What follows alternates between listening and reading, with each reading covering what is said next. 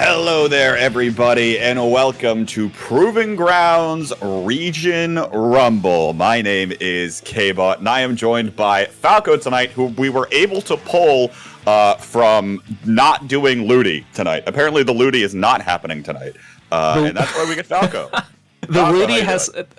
I'm good. The Ludi happened earlier today, ended about an hour ago, as a matter of fact, so I quickly went upstairs, said hello to my wife and dog, and came back downstairs. But hey, we are here. This is, like you said, the Proving Grounds Region Rumble. If you have no idea what that is, well, it's going to be a tournament where you are playing on a team with people who are in your state or your region.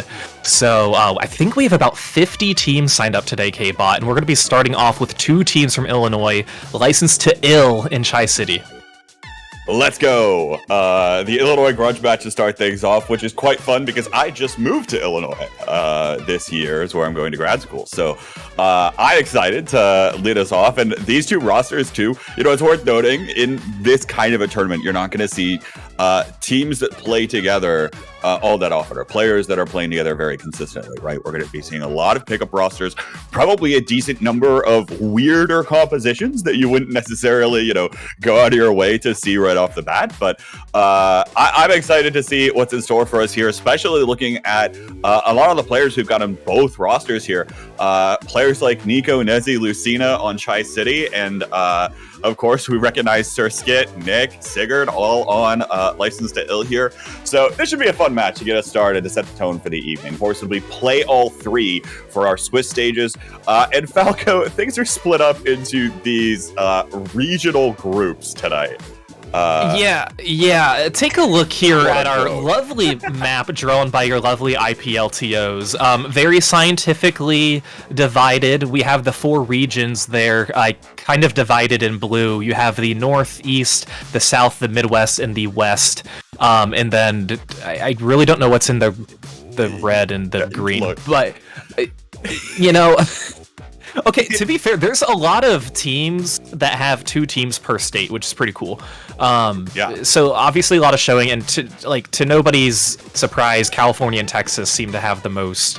They're going to be represented pretty well, but just love this picture. This was kind of a last-second decision to put this on, so I'm glad we could convince the TOs to do it. But yeah, again, 50 teams in total, around that. And like you said before, unless you have been playing, I'll say at the collegiate level, you probably have not been playing with your same squad for very long at all. Yeah, exactly. To that point, right? There are a few collegiate teams that are entering. I see ONSU, which is a team that I also coach. Shout out to Ohio, of course. Falco and I both from Ohio. Are you actually from Ohio, Falco? Have you? Yeah, I've lived here since I was 6. So yeah, I would say so. It's been about 25 years. Yeah. Yeah, give or take. But UCSD also entered this evening. So we're seeing a few teams, a few of the collegiate crew come out here. I was like, oh, this would be like the perfect team because these teams get to be actual teams that are coming together for this. But nonetheless, we're heading into things already. It'll be Tower Control on Inkling Art Academy to start us off here. One of the last tournaments left in the chill season. I see 10 attacks on both sides of the map, opting for those triple ink strikes, Falcon. Yeah, and to no surprise, we see Sig on the roller there. He's been playing with that pretty much as long as he's been playing Splatoon. And with that, 2 are quickly going to go down. 3 are quickly going to go down on the License to Ill, as Tri-City going to be taking the tower first, getting to this first checkpoint, already pushing up on the plat, making great work on their offensive push. Name of the game here, continuing to keep up that aggression for Tri-City. Well, a lot of these shorter range weapons are going to have to try to keep up the pace here, and we're seeing them try to do that early here. Looks like they are going to get taken down. A nice solid hold here of Plat comes in for License to Ill, stopping this before it gets too far out of hand. Yeah, that's one of those pushes. It can really spiral out of control if you are not careful. So luckily for License to Ill, didn't get out of hand too quickly. And Tower's now going to be back at mid. A few players were down on Tri-City. License to Ill, unfortunately not able to capitalize, but they are able to get a little more mid, and it looks like this will be their first push. Yeah, but this is a nasty roller position here with that bubbler able to just sneak right up there to that ledge and try to get a little bit more pressure going. But unfortunately, it falls apart there for Licensed to Ill. Tri-City able to hold on to their own plat, and that means that push is going to stop before it even hits the first checkpoint here. Licensed to Ill going to have to go back, regroup, build up their specials, and try to find this re-engagement. And now they might be able to do a little bit of that, especially off of this wave breaker they just threw down. Yeah, and Sig doing exactly what we saw Sig do before in that first push, is getting up on that ledge, using that bubber and hiding. But no, now they are going to go down, and now Licensed to Ill getting past this first checkpoint, but not without having two players go down. Their Squelchers and it looks like Nick over there on the T-Tech are going to be pushed over to the side. So not a very comfortable position as they are spotted by some Tri-City members. Two are going to go down on Licensed to Ill, three are going to go down, and this is now going to be Tri-City's opportunity once again. And fantastic played there. Now they're going to utilize that squid advantage that they've built up, right? Two down. They're taking back control of mid. They're starting to push that advantage, single out where those last few members was, able to catch out Surskit there on the far right side. And now they're going to start to go on towards the plat here. You see Nezzy already stepping forward, is going to be able to find a trade there to Surskit. That'll be big for them now, especially Licensed to Ill is now down two. Nico building more pressure up here with this crab tank as well. And so halfway through this game, looks like Tri-City is going to take care of the second checkpoint pretty easily, and it'll be looking to get a few more here. Yeah, Nico using the crab in that position was absolutely crucial to help Tri-City push up a few more of their members. They got all the way to 39, and now a few are going to go down, but look at the paint control by Tri-City, as they do have control of mid, but now Licensed to Ill having an opportunity to push down too. Again, you're facing two splashes. That's not something that is foreign to us for at this state of the game, so it's going to be really hard to control those crabs, so we will see what Licensed to Ill will have up their sleeve if they want to try and contest it. And you saw it there at the end. A lot of it's going to come down to committing some of those resources, especially that triple ink strike tends to shred that crab rather easily, and then perhaps trying to find a way around the crab, around to the back side. But now Licensed to Ill tries to charge forward into mid and is going to get taken out one by one. It's the complete wipeout for Tri-City, who now has another opportunity to build up a push. Lucina throws out that crab tank here as well, and it looks like Licensed to Ill might be faltering here a little bit more, but we're not seeing a firm control here for Tri-City quite yet. You might be able to get a few more points on the board here, but just how far are they able to take this? Yeah, didn't coordinate their specials, I'll say, at the best opportunity that they could, but still able to push up with the crab nonetheless and help get that push all the way to 30 and then more, as Licensed to Ill has had a pretty difficult time trying to break back in, as they just never seem to have their footing, never seem to have the 4v4, but this could be their opportunity with a one-player advantage. But with 1 minute left and a lot of mid not in your control, it's going to be really tricky. You might have to just rely on one good push towards the end of this match. And I mean, look, given this composition, right, we haven't talked as much about the implications over the course of this match, but Licensed to Ill doesn't have that paint control, especially compared to the double splash 10 attack on the other side of the map. So they really have to try to use themselves, utilize the range that they do have in order to build up an advantage and try to make sure they can sniff out players like Nezzy before they cause too much trouble. It's a 2-down situation now for Tri-City. See Surskit try to move forward here, but they're going to get taken out by Casher Queen on that sloshing machine. With 30 seconds left to go, it's 3 down for Licensed to Ill, and a beautiful hold here on this far side of the map by Casher, taking care of yet another one. Fantastic triple. Tri-City looking to close this one out. Yeah, and Licensed to Ill had a player advantage before Casher was able to get that triple. That triple absolutely saved them from what could have been a very dangerous push, and now we'll see if there will be an overtime. Are they going to be getting to the tower? No, they won't. So Tri-City walking away with the win on game one. And you notice again, right, just how much pain control at the end of that map that Tri-City had around the tower. That's all they needed to keep up, right, was that little bit of extra pain control. So while their composition might not have necessarily had the longest range weapons in the books, it was still able to exert enough pressure, given their special weapons. But then in addition, having that map control is absolutely vital, and it limited the opportunities for Licensed to Ill to move in. Because one of the things in their composition, right, what paints the floor? The 10 attack, and that's almost it, right? Your VDS aren't going to do a lot of work towards that. A blaster certainly isn't going to do a lot of work towards that alone. So, you know, there wasn't really a great deal of painting presence from Licensed to Ill to take back parts of the map quickly. And I think Tri-City was able to exploit that quite a bit in that game. We'll see how that moves forward here, especially now that we're going to Rainmaker. wonder if Licensed Ill might try to change something up a little bit. Might be like, okay, now we see them playing double splash. Maybe we need to change our game plan here just a bit. But it'll be interesting to watch out for, especially on Rainmaker, where a little bit of paint here or there on the map, Falco, can make quite a big impact. Yeah, it really can, because you can just have those breakaway moments. Of course, there are 2 checkpoints you can go to. If one push isn't really working, okay, we're going to do a quick audible, go to the other side. So you just always have to be on your toes. Even when you're on defense, there's not always one direct path that you have to look out for. So like you said, for License to Ill countering that double crab, we could maybe see a Trizuka come out here to just push the crab away. Really the only lethal special at this point that can take care of business. But yeah, it'll be interesting to see. And remember, this is a play all 3. We have 4 rounds of Swiss. So they're gonna get their fair share of this match, and then Clam Blitz, Scorch Gorge on the next. And then with 4 regions, we're gonna have a top 4 at the end of our Swiss rounds. So lots of good action coming your way. But yeah, like you said, we will be going on to Rainmaker on Undertow Spillway.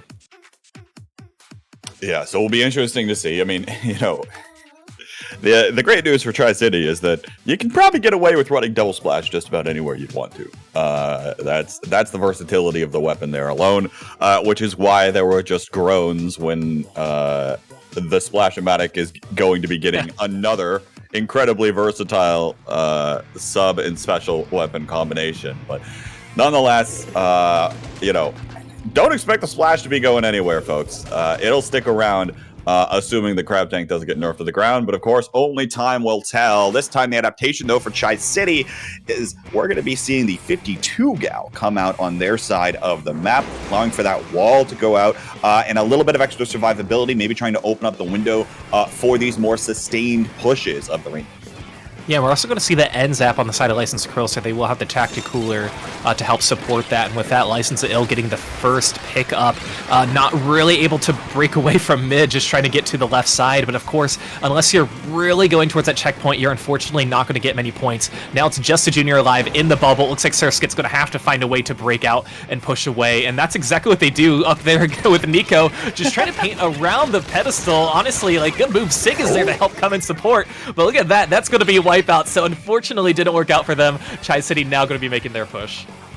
Yeah, and the other thing that happened on the other side of the map there, right, while that entire skirmish was happening, there was another skirmish on the other side of the map that did end up going to Tri-City's favor, and they'll get the first checkpoint taken care of here rather quickly. We'll see what else they can put up here. Is now, we mentioned License Ill might try to come out with a little bit more paint, and indeed they do, so this push might be a little bit more difficult, but of course, right over this slick area here too, just have to be careful of dodging some of these splat bombs to go out. License Ill, 2-down situation. Tri-City has the opportunity here to go for the dunk, and they're able to find it. They'll take the set, but of course, we got another game to play. Yeah, when you take that left side, you do have the direct, okay, slick, if I can make across this, great. Oh, there's bombs coming, let me just hop up here, and it's already painted. That's great, I could just hop onto the podium. So I feel like that movement and that maneuver headed towards that left side has been something we've really been seeing a lot in competitive Splatoon, and like you said, this match was over a little more quickly than that first game. So Tri-City going up 2-0, they will technically win this, but we are going to be moving on to game 3 for this play all 3 set, Clam Blitz Scorch Gorge. I will say, I wish I could have seen their License Ill's composition a little bit more play out, right? Because on paper, like, it looks like it might be able to work a little bit better, right? We've got things that are able to challenge a lot of these shorter range shooters on the other team a little bit better, and we have a little bit of extra paint control as well. What is that paint control really going to enable, especially players like Sig, right, to move forward on that roller and try to find different areas of opportunity, sneaking up there right up next to a ledge, trying to catch these members off by surprise. And we saw a little bit of that early on, but ultimately ended up getting punished, right, in some of those smaller skirmishes that we saw towards the beginning of the game. It didn't really translate towards a lot more on the board for License Ill there, unfortunately. And then, again, I think the execution out of Tri-City is also rather good right now, right? The way that they're able to get their players in a position to target areas of the map that they actually want to, and then having those backup paths to the Rainmaker is also incredibly beneficial, right? If the main plan doesn't work out, oh, it turns out that I've gotten enough ink control to have this completely other area of the map covered and taken care of. so that you don't even have to worry about like, oh, okay, I have to stall out this push now and then have to keep on going forward. So we'll see now where these teams end up going. And now it's both teams pulling out the dually squelchers this time around. Interesting to see this weapon get played a little bit more. Yeah, and I think, too, both of these teams realize maybe they don't have a proper backline, so they need something with a little bit more range to just kind of use, and you can't go wrong with having Wavebreaker, especially with the short-range weapons on both of these sides. One player now going to go down on Tri-City, and it looks like that's going to be another player. Two players now going to be down, and it looks like they're just going to push up to Casher here, as License to Krill going to be making a really good push. Skit now with the power claim, able to throw that in. Yes, they are able to get it in with a ton of follow-up from the rest of the team members.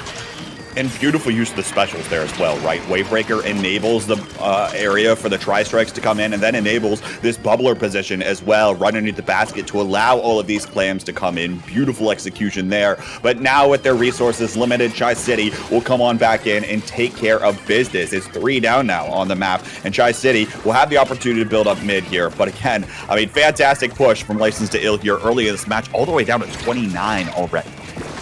Yeah, it's something we haven't really seen from them in these first 2 games with how dominant of an opening push that they have had.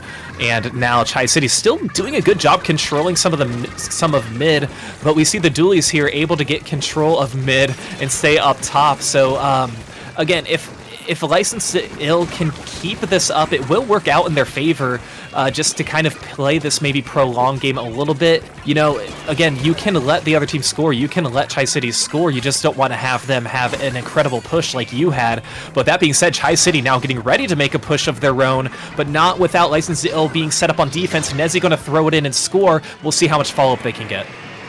Bomb out, gonna take care of Nick here. Now it's a 2-down situation for License to Ill, and Tri-City might have found an infiltration angle. Nezzy gets traded out, so now it's only the junior player up here, and Catcher's gonna be able to throw in a few more clams, but there's no one else around and up here for Tri-City right now. They've just got to do their best to try to maintain a little bit more map presence. Nico jumps in with the pity clam coming here, but it's just late enough. The position collapses for Tri-City, and they're not able to build up as much of a push, even though that looked incredibly strong for them for a little while. I commend Tri-City for their ability to find that push in the first place. I mean, they were playing incredibly well as a team, pushing forward together and taking fights together, but at the end of the day, they didn't fully have all of the clams at the ready in order to get a really large score on the board, and now they got some work to do with halfway remaining in this game.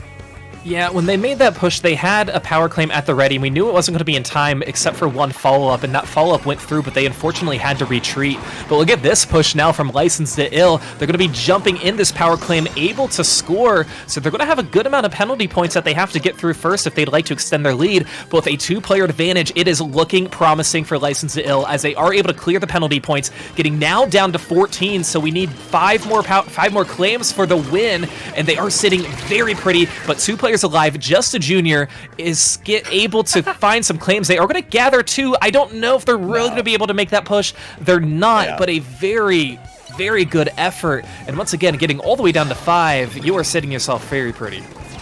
Oh, indeed they are here. Whether or not they're able to knock that out, of course, 5 is a fantastic one to come to. Other thing I want to call out there, I love the fact that Surskate was getting active and aggressive on that junior, right? Was not afraid to go in and try to get something done, and now Sigurd here on the defensive side, able to hold down mid for License to Ill, comes up with 2, and again, this middle of the map is completely yellow. Tri-City has to have so much on their minds as they start pushing in, but already 2 down might be an opening angle for them to take back mid. Yeah, especially with them having to chase out Surskit, who's going to be using the bubble just to stay alive and maybe add a little layer of defense. This is going to give Tri-City an opportunity to get control of mid and to get their gatherings, get all of their claims, just get their ducks in a row and try and make a push. As, like you said, 1 power claim will break the penalty points, so it really could just come down to 1 push. But look at that, you got to watch out for Sig, who's going on a tear, who's just able to sneak up, having that bubble by the basket. They don't have a power claim yet, but doing a good job defending. And when you do that, that's going to pull Tri-City members away from your own basket. It's going to distract them. It's going to push them over a little later. And look at this. That is going to be a score, more of, I'll say, a defensive score, but that's going to give Tri-City an opportunity to push up, get control of mid, and let's see what happens in these last 20 seconds, because it's going to get gritty. I think Sigurd on the jump in was able to find at least one. That trade able to slow down Tri-City just a little bit. Now Lucina looking for something here with the Crab Tank, able to find one under Sir Skid. Again, maybe the opening here for the Purple Squad is they're starting to move forward a little bit. They've got 2 power claims. They've actually got, I think, 4 power claims up on the map right now. This could be the game ender here as one power claim's going to go in, find its mark. The Tri-Strike is going to come out here. It's going to be able to take care of Nezzy, but not before Nezzy throws in that football. Nico's in position, and that football is able to find it as well. Tri-City comes back looking like the Bears as they're able to throw those footballs in at the very end at the buzzer beater. Okay, when you're on defense and you see your opponents have 4 power claims, like there's nobody you prioritize to who you want to stop. It's the person closest to the basket. It's not the person who has the power claim. They all have power claims. What are you supposed to do in that situation? You know, we said Tri-City needed a good push to get that win, and that is exactly what happened. It's not often to see all 4 power claims in, and they didn't even need to get all 4. They just needed 3 to get the win, and that's exactly what they did. So an incredible win there for Tri-City. Oh my goodness, what a comeback in that game. That was quite a comeback there overall. And, you know, the other thing there, too, is talking about how things were happening there at the very end. Unfortunately, I think some of that was a little bit of the over-aggression coming in from License to Ill there. They were the ones that were trying to push for the win there at the very end of the game, and they went 3 down. They only had 1 member alive in mid, and that was very quickly collapsed around from multiple angles from Tri-City. That means that middle line of defense is now completely, breached, and now you just got to sit there underneath your own basket trying to figure out, you know, how you're going to defend all these members coming in. So props to Tri-City nonetheless for able to find that. And we're seeing some of the results come in here for a few of the other regions as well, as we're seeing everything come together. You see the Eastern North American group on your screen right now, but of course 3 games to play in all of these matches, so some of them are still working on getting a few of those in. Yeah, and I think that for this specific group, the Eastern group that we're looking at, you're gonna look at the set that's tied 1-1. I know it was New Jersey, and I can't remember who they were facing there, but yeah, like you said, broken up into 4 regions. The winner of the region in your Swiss is going to be moving on to the top 4. So again, just like any play all 3, every game is important. Even if you lose the first 2, always want to try and get that 3rd win. But like we said earlier, we have a mix here of, I'll say, players who have really not played with each other at all, and then you have players who are maybe on a collegiate team, and then you have, I'll say, very high-level players who are really scouting out for the best of the state, especially for some of these states that maybe have more than 1 team.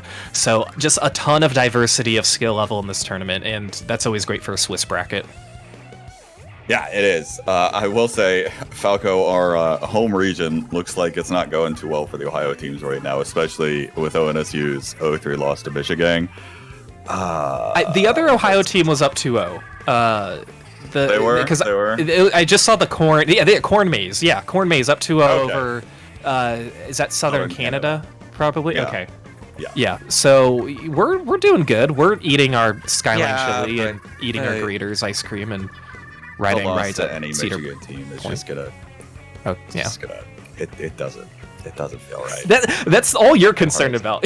You're like, Ohio can do whatever I know. as long as we beat Michigan. That's what we need. As long as we beat Michigan, that's all I care, frankly. That's sorry, folks. I was raised scarlet and gray. That's it's just in the blood around here. You grow up hating that team up north.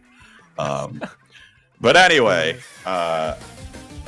should be good to watch. Of course, we've got 3 more rounds of Swiss action. Plenty more to play for on all sides here.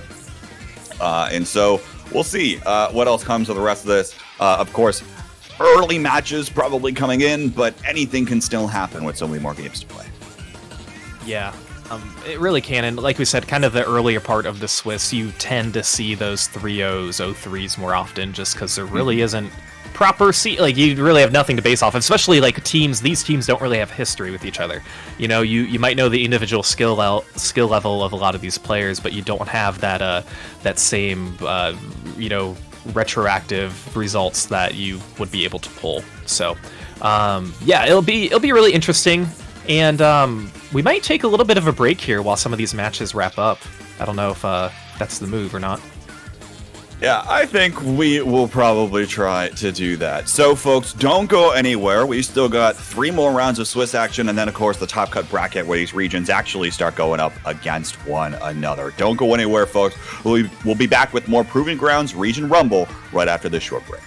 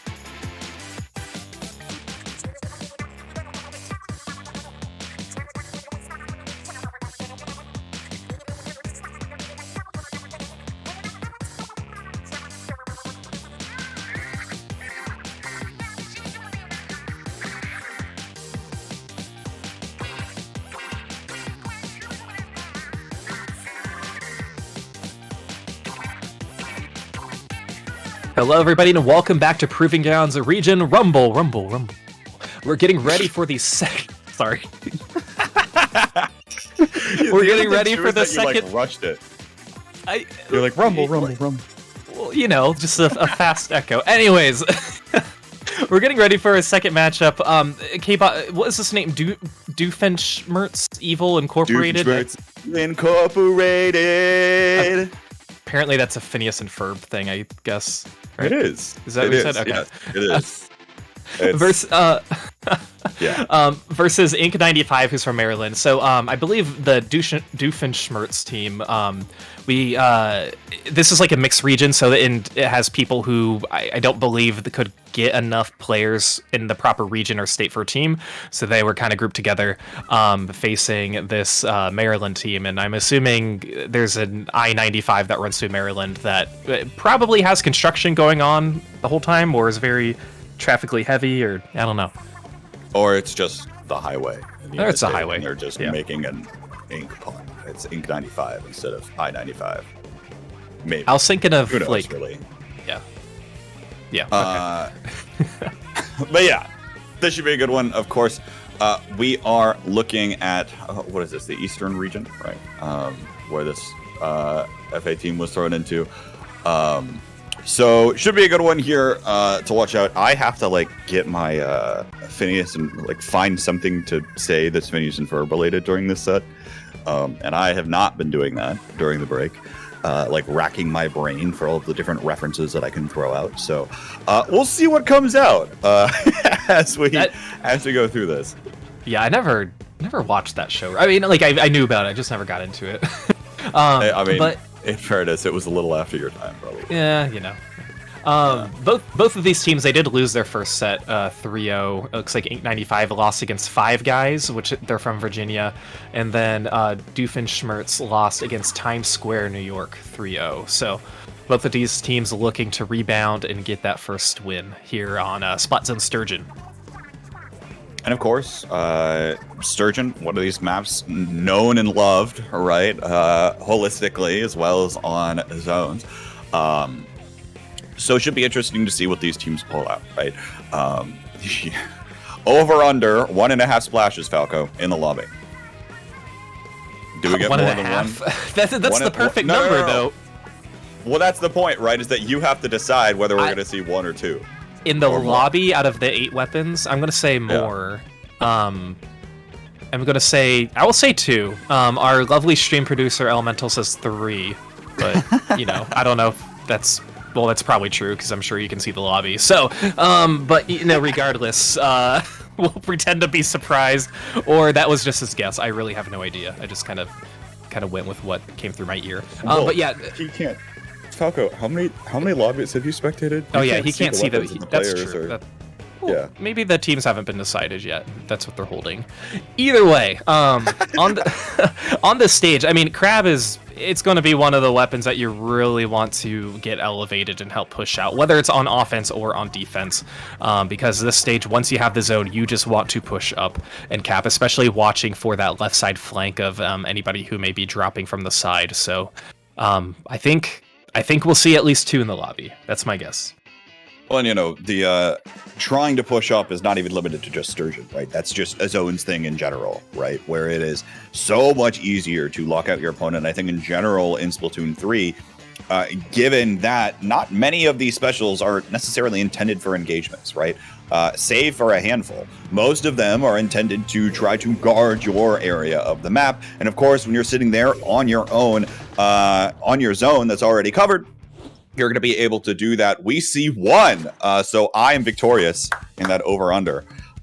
Splashes on the board. And a decent variety here, including a splat charger, which is something we don't often get to see, especially heading into this E-Leader. Yeah, we're going to see a Charger and an E-Leader. So, we're going to have, I'll say, pretty mirrored comps for the most part. Of course, the odd one out is going to be the Knot, and that's going to be a really nice pick by Stance, able to get that. But no, Tyrant with the Knot, able to help control zone. 2 players now going to be down on Ink 95 as they are starting to push up. I was going to comment the T-Tech on both of the sides too, using that triple ink strike to help push some players out and displace. But look at this. This is the left flank I was talking about from Pointers, and it looks like this is going to be the T-Tech who is with them. Not enough that they are able to cap, but still good effort. But this is just going to be hard for Points as they are going to be spotted, and Doofenshmirtz now going to be able to push forward even more. Yeah, and you see how much yellow ink is already there. Tyrant putting in so much pressure with that little bit of extra range that Nautilus has over some of these shorter range weapons. And now we're seeing Ink 95 try to come on back in, but they can't quite seem to fool the evil plans of the opposing team. Looks like now we're seeing more trades on that side of the zone. 1-for-1, back and forth. Doofenshmirtz able to hold on to this zone even for now, and 10 ticks of timer left. Stance is going to come out with this ink back, trying to move on forward here, but can't quite seem to enable the rest of the team, and the rest of them are going to come in a little bit late. Looks like there was a bit of traffic on the way. Doofenshmirtz Evil Incorporated takes game 1. Yeah, what was really tricky for Ink 95 is they had that one push where they did have the 2 players flanking, but there was never an opportunity for them all to work together to help push, and we didn't really see the coordinated specials. Now, it's hard when you get locked out that well, or just the area around the zone is controlled that well. I mean, Doofenshmirtz didn't really push up a ton. They just made sure that everywhere around the zone was completely covered, and it really did not give them much trouble at all. Yeah, and again, right, especially when you have these weapons that are so far forward, especially Tyrant on that Nautilus, right, in the opponent's courtyard, able to have a little bit of that extra range advantage and sniff out where these opponents might be dropping in from, that'll be incredibly beneficial. And then you can start to adapt to, okay, well, there's just 2 people on that side of the map. Even if they're trying to come in for that flank angle, right, you can still sniff them out because you probably have the ability to at least meet them 2v2, if not send a third person over to help handle that fight as well on that side of the map. So while a lot of things were, looking potentially good there for Ink 95, at the end of the day, zones comes down to who can execute the lockout best, and Doofenshmirtz Evil Incorporated was able to find that firm lockout of the zone there. So we'll see how exactly that's going to keep on rolling here, as now we get the moving target of tower control on Hagglefish. Yeah, and this one's going to have 3 checkpoints, and that second and third checkpoint in particular are absolutely crucial. You don't want to have any of the enemies get up on your tent when they are making their push, or else things can kind of spiral out of control if they get pretty comfortable. So this will be something to watch out for, as, definitely a lot of opportunity that you can flank as well to try and get around. I'll say more on Splat Zones and some other modes too, but generally for tower control, if you get the ball rolling, it can be really hard to stop it, but having that additional checkpoint, having 3 checkpoints instead of 2 is going to make that easier. Yeah, absolutely, right. And the way that I like to describe it is tower control is basically just moving Splat Zones. Right. At the end of the day, you're still trying to guard a little bit of an area, but now that area is just starting to move towards the opponent's side of the map while you're trying to rack up those points on the board, right? So you have to make some level of adjustments about building out that tower, and then you have to start taking a few different angles to try to, build out that space around the tower to allow that tower to push forward a little bit easier. But at the same time, it's still the basic fundamental concepts, right? As long as you have these people that are further forward, as long as you have a little bit of that range advantage or paint advantage, right, on the floor, they're able to actually continue rolling and building all of that up. Looks like, folks, we've got a little bit of a slight technical delay here. Splat Zone's Sturgeon was selected instead of Splat Zone's Hagglefish. So the teams will be remaking the lobby and getting back into things in just a moment. But yeah, should be interesting stuff to see how these teams are going to come out here. Yeah, it will be. And this will at least give them a little more time to reflect. Not that this is a tournament that you really, I'll say, you want to win, obviously, but it's not kind of your competitive career is on the line for these types of things too. So we'll kind of we'll see what happens with that. But like you said, they do have a little bit of a delay as we're gonna try and get this lobby situated once again. But yeah. So the Doofenshmirtz. I said it correctly. I feel like I just had to say. You did. Yes. Okay. Cool. Now I won't mess it up at all. So with them getting that first win there, pretty convincingly as well. It's going to be pretty hard for Ink 95 to have something up their sleeve if they want to try and counter it. Yeah, that's true. But, I mean, there might be something, right? Maybe there's something that we can try to find to play around trying to counter this Nautilus a little bit more. I think trying to find the exact counter for the Nautilus is a bit challenging and difficult, admittedly, but anything where you can try to work in a little bit of extra range or maybe even a few extra chip damagey sorts of things, right? With things like Splashmatic Burst Bomb or something of the sort, right? To actually come on back in there, and then maybe even having a Charger player go over to the E-Leader, right? A little bit of extra range, always going to help, especially against the enemy E-Leader. That matchup tends not to go to the Charger's favor, even if it can play a little bit faster. So we'll see how all of this ends up playing out here. But there are some things I think they can try to do in terms of adaptations. But to your point, I mean, even if they're able to take care of the one Nautilus that's sitting super far ahead, there are still going to be some other challenges to come in there. And we saw some of those fights even still were uphill battles, both literally and metaphorically, for I-95. So that's right. And speaking of I-95, I did some research. Did you know, K-Bot, the I-95 runs all the way from Miami, Florida to the northern Canadian border in Horton, Maine? Because I did not know that. I mean, that makes sense. Yeah, it cuts right through Baltimore, which is in Maryland, and kind of goes up that way. So. Well, it's just like the, what is it? I-1 is probably West Coast, right? Yeah, I believe so. Because that's the way the interstate system works. I think it's something like the odd numbers all run north-south, and the even numbers all run east-west. That's right, and then the three digits are the circles around the cities, or the bypasses in particular. We're familiar with I-75 and I-71. I know that. Yep. Being how it's always under construction near Cincinnati, but yeah. Oh, what is it? So, I've had to make the trip between Columbus and where I'm in Illinois now. You're on I-70 the whole time, right? I'm on I-70 the whole time until I get to Indianapolis, where I-70 has been under construction for the past year, it seems like. Because I've made the trip numerous times back and forth since April, and every single time it's under construction. So I have to go, a long way around Indy, where I go up to 465 to get over to 65 or something. I don't know what it is, but in any event, we're finally getting into this, folks. Here, Game 2 between Ink95 and Doofenshmirtz Evil Incorporated. We're seeing that Nautilus stick to it here for Tyrant, and we're not really seeing a lot of adjustments here out of Ink95. No, we are going to see that another splash on Doofenshmirtz now. So we are getting the two crabs that I predicted in that first game. So unfortunately, it was during the wrong map, but that's okay. But right now, Ink95 actually doing a pretty good job getting control, getting 2 picks, and now we do see, looks like I believe their junior who's pushing up on this left side and helping support using that bubble, as they are going to be approaching this first checkpoint, seemingly uncontested at this moment. With the help of that Ink Vac and the crab combo, that is unstoppable on tower control when you are set up very well like they are. And even still, I mean, Doofenshmirtz Evil Incorporated not really around to make much of a play there happen. Now some specials coming out. Booyah Bomb giving Stance a little bit of a better stance around this tower, but that Crab Tank still is going to be applying pressure on that far right side underneath the canopy. Ink95 going to go 3 down, and there's the wipeout coming through for Doofenshmirtz Evil Incorporated. But they're able to get it down to the second checkpoint here, down to that 37-point mark. Well done for them to start off quite strong. Yeah, that was something we didn't really see from them in that first game, as they never had control of the objective. And again, they did a really good job getting it to 37, but now the next step is to not let Doofenshmirtz make the same push that they did, as they are able to take a lot of mid, getting a lot of map control, and seemingly pushing this tower to that first checkpoint just in fashion of Ink95.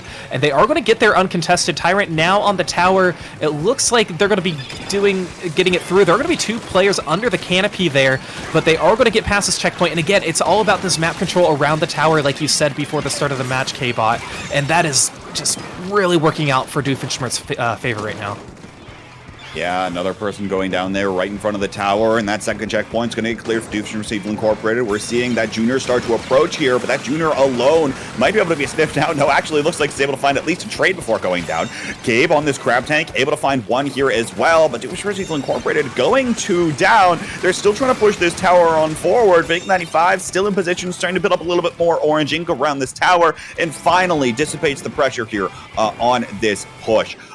Things were pretty close there, but still able to hold on. Yeah, and again, Doofenshmirtz, when they had their offensive push, they just did such a good job controlling mid and getting paint everywhere they possibly can. I mean, it's going to make it harder for Ink95 as they are going to be pushing this tower, going to be using that bubble that's going to be leading the tower. 2 players now going to go down, and it looks like the Ink back is going to be contested. Are going to potentially stay alive. They did a really good job that, even fighting off a few 2v1s in that situation, but fortunately it's not going to be enough as you're a lone charger surrounded by enemy ink. It's going to be really hard to escape. So now Doofenshmirtz able to push this tower once again as they have control mid. That's the other thing. I feel like a lot of the players of Ink95 right now are playing a little bit individual. They're playing very spread out here, right? Now you're seeing Point Prince as well move in a little bit forward here, basically alone, trying to contest things. Now is backed up, and now finally, all of Ink95 in one place might be able to start to apply a little bit more pressure towards the middle of the map, but they have to start bending down a couple of specials. Nice few bombs come out, and it looks like we're going to be seeing the 3 down on Doofenshmirtz Evil Incorporated. Ink95 now is on cruise control back for that second checkpoint. Yeah, and if you're Ink95, you have to take advantage of this plate advantage. But look at Gabe back here, able to stay alive, going to go for the behind flank, gets 1, gets 2 on the tower. Can they get the 3rd? They're going to be in the bubble, so unfortunately not going to get it, but they're still not being contested, and that might be a wipeout on the team. Wow, so what a wonderful defensive push, as Ink95 not able to push the tower from where they got it before, even though they did have the player advantage. Gabe, definitely the MVP of that play. Let it be known, folks, that's exactly why you check your mirrors. Look at those flank angles, right? Where are those folks going to be approaching from? They're going to be approaching from the sides and trying to catch you off guard. Ink95 wasn't doing a good job of clearing out that far right side of the map. Allowed Gabe to sneak forward, get in position, and strike when the time was right. Now, 2 down for Ink95 with 45 to go. They don't have a clear path to come on back into this game, and with a few specials starting to get charged up by Doofenshmirtz Evil Incorporated, I doubt they're actually going to opt to push this tower forward. Instead, just opt to hold this in mid and try to force Ink95 to approach that. And with about 30 seconds left, this is exactly, yep, there's the wipeout. Doofenshmirtz may have sealed the deal in this push as they are able to just get control of mid. If you're Ink95, it's going to be real hard to find an opportunity to break in at this point. So Doofenshmirtz, they're still on the tower, they're making that push, but this could be the start of something fresh for them as they are able to get 1 pick and push forward. But again, not having the map control in front of the tower is going to make it difficult, especially some of those specials coming out on Doofenshmirtz's side. So that is going to give them the win.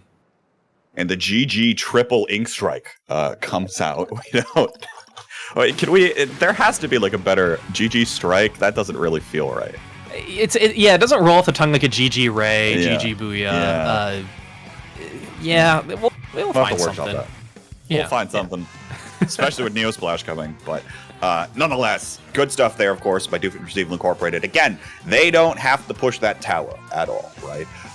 So they're able to continue playing a little bit more defensively, play a little bit more passively, make their opponents approach them, and try to force them to build up some kind of map control in front of that tower. But instead, they can just worry about painting their own side of the map.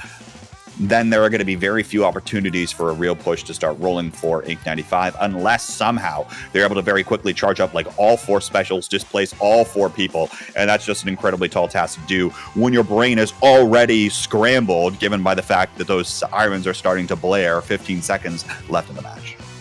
Yeah, and that's going to be even more important, like you said, with just having like 30 seconds or so left. That's the later the wipeout happens when you're on the winning side, the more important it is.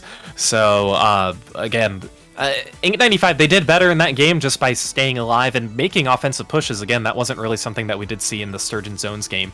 But with having Rainmaker now on Scorch, you will have an opportunity, I'll say, to use more of the map than what you did in Splat Zone, since you're not really confined to one specific area or one specific path that this tower is going to take. You're going to take advantage of this map, and that could be an opportunity for Ink95 to really get some good flanks and to get Doofenshmirtz, catch them off guard, and potentially make a good push. Yeah, and I mean, look, right, if you're going to talk about any map that thrives in the chaos, it's Rainmaker. All it takes is one person in one position to pick up that Rainmaker and get like 30 points on the board, right? In some cases, that's situationally what you need. So when we talk about matches where anything can happen, that is perhaps most true in Rainmaker, right? Where in the right context, you can see some of those random plays happen. And of course, Ink95 still be looking for that single game victory. Well, it's a play all 3 and they won't be able to win the set. And at this point, they're probably not going to make it out of the group here. We'll still have the opportunity to see them play a little bit more and give themselves a little bit more experience. I mean, after all, it's meant to be more of a fun event anyway, right? We're talking about these state-based teams or region-based teams or what have you. So should be a good showing here and just an overall fun time. As we take a look at the scoreboard, these are the Eastern group standings for round 2. We're seeing a lot more of these New York teams get a few wins on the board there as well as they're moving forward. Yeah, these are going to be teams that we may be looking at during the top cut on all sides. And we see it looks like we do have a 1-1 game between ONSU, that is Ohio. Okay, it's the Ohio State Splatoon team that you coach or have coached in the past versus PAL 3.0. You guys probably all members of PAL, Purdue Air Launchers. Not sure what the 3.0 is, if they've just been adding and having roster changes. I mean, that's a matchup. That's a good one. Yeah. I'm happy with the games that we've seen, but that one's definitely going to be one to watch for too. So. It's always something we love to see. Again, I always really enjoy seeing these collegiate teams come out and do well. And let's hop into our third and final game of this set. I will say, someone now coaching 2 collegiate teams in addition to coaching, a high-level team. The collegiate teams are a lot of fun because they get to, build a community up with one another, and then they get to go have lunch together consistently, or go get dinner together, right? Since they're all on campus or something of the sort. But anyway, back to what we're doing here. Can Ink95 fool the 3-0 evil plans of Doofenshmirtz Evil Incorporated? Only time will tell, but it looks like we're seeing a few weapon composition changes here out of Ink95, most notably Inkbrush Forge Pro coming out. Yeah, and just based off of this first 30 seconds, it didn't look like it was going to work out too well. Opting to go on the grates, that's a good idea. It's the trickier route to go, but when you have the player advantage, you are going to be uncontested, so quickly getting to that 68. And this is a better spot, I would say, for the Knot as well, to help just try and get some paint and push. As we see, Tyrant is already there, pushing forward, taking down one of the members. That's going to be the Forge, and it looks like the Charger's up here as well. The Brush is going to be trying to contest him from Ink95, but look at this! Tyrant from Doofenshmirtz able to push all the way up to 26, and this is the area where things can kind of spiral out of control, especially when you just have 2 players alive on Ink95. Let's see who's going to pick up the Rainmaker. It's going to be Gabe. Yeah, that's a really good push with the support of the VAC. This one might end sooner than later, K-Bot. Oh, there it is. Trip Strikes come out, and we've got the Charger charging forward, and Doofenshmirtz Evil Incorporated one more step closer to taking over the tri-state area. Yeah, in pretty dominant fashion in this match too. Really not much to contest from Ink95. I do know that I think they had some player swaps as well, just to get everybody to get in the game too, so that's always something that we love to see. So Doofenshmirtz getting that 3-0 win over Ink95, like you said, and Doofenshmirtz now 1-1, Ink95 0-2. So we'll see where the rest of these teams do end up falling. Of course, pretty strong rosters over in the East as well, but good to see. And I will say, on the topic of the Eastern bracket here, Falco, there are more lands coming up in the relative near future that especially some of those Eastern teams might want to keep an eye on. Yeah, so if you guys are in the New York area, Splatoon is coming to New York City on April 1st. Metro Inc. presents The Big Dapple 2, a Splatoon local event at the Brooklyn Esports Lounge in Bushwick. Come through for a 16-team tournament and show off your skills in front of a live crowd. Anyone not competing can play on 8 free stations or grab the mic on a live stream couchcast. There will also be merch tables, raffle prizes, great food, and more. For more info and registration, go to start.gg/BigDapple2. You guys have the QR code there at the bottom right of the screen. I've seen pictures and videos of the Big Dapple. It seems so much fun, and as a LAN person yourself, I gotta say I'm pretty jealous of this one. I am too, especially a couchcast just sounds like fun to do on a LAN. We don't get the chance to do that ever.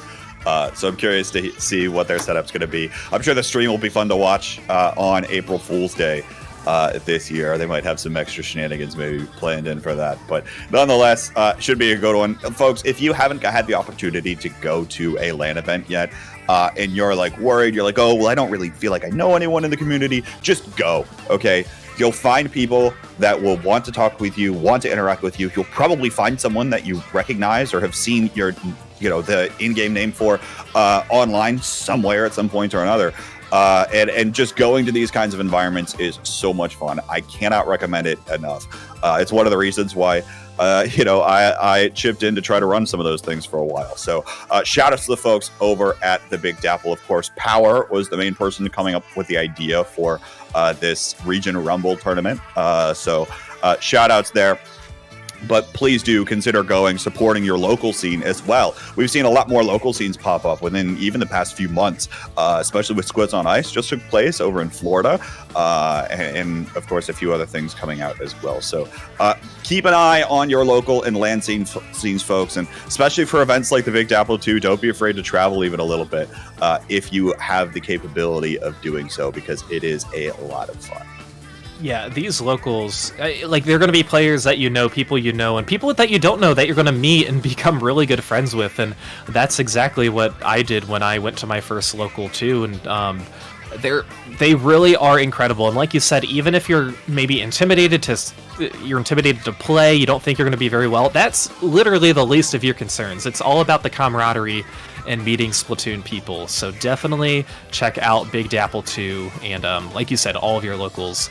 We definitely want to support those.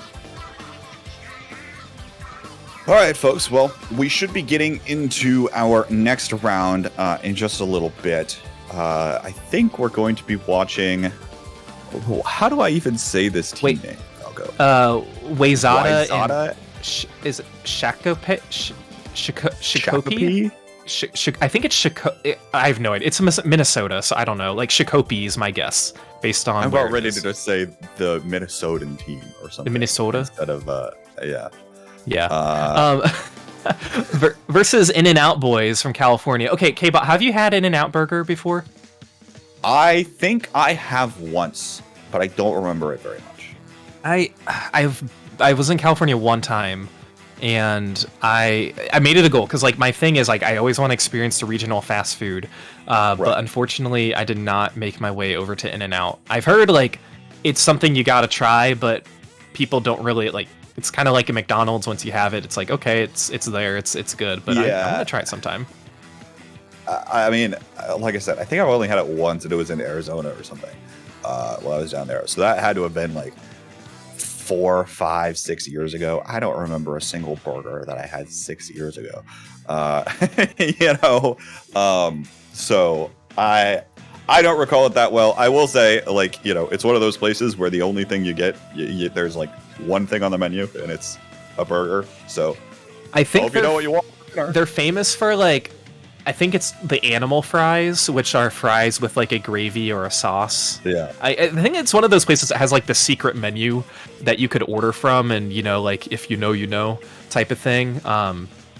Which, I mean, I don't know, so who really does know? Okay, so clearly you have two Ohioans trying to pronounce this Minnesota team. So it's what? Yeah, you go. Wayzata maybe is. Yeah. I imagine that. Time to do more, like, live Googling. I imagine it's like the name of a Native American, like, tribe or something, if I had to guess. Okay. And it sounds accurate to me, but I don't know that for sure. Okay. That's kind of how, maybe like, I know too. That area around, like, Wisconsin and Minnesota, kind of up north. And then Shakopee is what I'm being told for the pronunciation. So you guys in chat, you guys playing could totally just make these things up, and K-Bot and I would have to believe you because we have no reference. So, which is kind of funny. But let's look at the roster from Wayzata. We've got some pretty good players here. We have Half, we have Adapt, we have Tugster. Like, we've got a pretty good roster on this side. So, kind of moving on towards the later rounds of the Swiss. I think, I didn't check, but I think both of these teams are 2-0, perhaps. Yeah. Okay. I believe it. I mean, and looking at the other team too, right? Caden, Kiwi, Taro on the other team, right? All rather strong players as well. coming together for this. So should be a fun one to watch, and I would not be surprised if the winner of this match ends up winning the region to get put in that top 4. Yeah, especially because, I mean, how many teams are 2-0 still in this region? This is what we said, the Midwest. In theory, a quarter of the teams in it are 2-0. Yeah, so it looks like 3 of the 13, so close enough. Yeah, who are 2-0. Oh, I'm looking at the wrong region, so that's probably why. But yeah. Like we said. But yeah, we still got some matches. It looks like they're finishing up in round 2, and you guys can see the scores that are on the board here. Again, kind of as you go down in these later rounds, you do see not as many 3-0s, 0-3s. You do see the 2-1 splits. Now, of course, we don't really know if those are, you know, I'll say authentic, like, wins of... It starts off 1-1 and then has a decisive game 3. But, yeah, we are going to see more of that competition moving forward. Yeah, absolutely. Especially, you know, these teams that might not have had a lot of experience together, right? Maybe they're starting to mesh after getting 2 rounds under their belts a little bit more. They're starting to better understand each other's play styles and what they want to go for. For a lot of these pickup rosters, that'll be the most important thing, right? When we're talking about things of team play, we're talking about all being on the same page. I mean, incredibly fundamental things in terms of Splatoon. Where do we want to push? How do we want to push? What kinds of orders do we then, you know, going from that, what kinds of orders do we want to use our specials in? And when do I think my teammate's going to use their special? A lot of these things are things that you don't often experience in a solo queue environment, but when we start getting into the competitive environment and starting to work on this team play idea more, when you can talk with your teammates and you know exactly who you're playing with, all of a sudden, some of those things are going to start to play more of an impact. And the teams that'll figure that out or have the best chance of figuring that out will be the ones that'll end up taking a lot more victories. Yeah, and a lot of the teams that are signing up here, you know, are definitely do have comp experience. I don't think this is really a beginner-friendly tournament, as we still do have, you know, a good range of good variety of players. But like you said, these higher level players, mid-level, even like low level on up even, you're gonna have the experience of just knowing how to adapt to whatever players are on your team. Even if, like, you know, you're not used to voice chatting with them, you're not used to their callouts, you're able to kind of adapt and to make those the flexibility of just being what you need to do. So, but yes, we are going to be getting into this match very shortly, halfway through the Swiss rounds here. Again, both of these teams, I believe you said they are 2-0. I did not check. I probably could, but I didn't. I didn't say that. I said you were the one that was implying. I thought they were. I don't know. I just assumed, but we could be wrong. We could be wrong. I'm going to check the standings right here. Yes, they both are 2-0. I can confirm. Okay. The other 2-0 team from that group is California Love. 2-pack featuring Dr. Dre. Dr. Dre. What's with some of these teams? You know, we love the region rumble. Let's hop into our first game of the third set here. We have Team Minnesota, because I can't remember their full name, versus In-N-Out Boyz from California. Let's go. A lot of similar weapons we're seeing come out here, of course. The dually squelcher is still sticking around. Might have seen about the same number of dually squelchers we've seen Splash and Maddox nearly, is what it feels like so far tonight. But the other thing here, want to call out the vanilla shot. Love that. Out of Caden, of course. You know, it can still be an incredibly strong weapon, especially trying to look towards maybe backline pressure, but In-N-Out Boyz not running a backline, going to be trying to keep up the pace overall in the match. Yeah, and right now, it looks like no solid control from either team. Caden's going to have to jump out a little bit, as it looks like Wayzata is now going to be pushing forward with 2 players down. Half going to be going in, scoring 3 players down, so this could be an opportunity for a good push, as Aaron is there over on the left side throwing some claims in. A lot of map control in front and around the basket, too, so this is looking good. Adapt throwing a few more claims down. Half able to push forward and not letting any members from In-N-Out push towards the basket, but we do see Crab come out now from In-N-Out, and it looks like this push might be stopped with just the T-Tech alive, but Aaron's still able to get some claims in. They're doing a really good job staying alive, K-Bot. Still now flanking around, might be trying to buy a little more time for a jump to come in, but no, finally it's going to get taken out. Looks like Koro was able to jump in there as well, but is getting taken out in the process. And so Wayzata and Shakopee able to come on in, take care of building out a lot of that push, and again, had a lot more map control underneath the basket as you called out. But the other thing I want to comment on is it felt like In-N-Out Boys were a little bit staggered. They went 2 down, and then they went another 2 down, and that's really what enabled this Minnesota team to push in underneath that basket and have so much control. Once you start staggering those respawns a little bit more, it'll be so much easier to start slicing through the enemy. Yeah, especially with how long they were able to prolong the basket and just keep it open. I mean, obviously getting to 23 is a great push, but more importantly, they were making In-N-Out Boys just scramble. They were never putting them in a comfortable position. But speaking of comfortable positions, it looks like they are getting a little more momentum as they are starting to push forward, but Taro not with any claims. They do have a 1-point advantage. They're going to be going down there. It looks like from a dap, from a triple ink strike, and the E-Leader does have a power claim. Kaden now pushing up towards the basket, but I don't really know if it's going to be enough, as we do see a 3v3. Kaden going to have to drop the claim to try and get some picks. Not going to happen. 2 players down now on In-N-Out, so that was their push. Unfortunately, didn't work out for them, and Wayzata is still just holding strong here. Yeah, and didn't quite have all the resources at their disposal either. I mean, that was one of the things, was that that crab tank, unfortunately, had to be more concerned about the person that might be trying to jump on top of that crab tank rather than building out that range advantage and building out more paint for the rest of the team to start feeling more comfortable moving in. And now, again, we're seeing Wayzata move forward here. They're able to get another power claim in the basket. Looks like quickly cleaned out by the In-N-Out Boys. But nonetheless, still keeping up this pressure here is Wayzata and Shakopee, continuing to have a little bit more map control, but now when that Zuka comes out, maybe there's an opportunity with one member going down.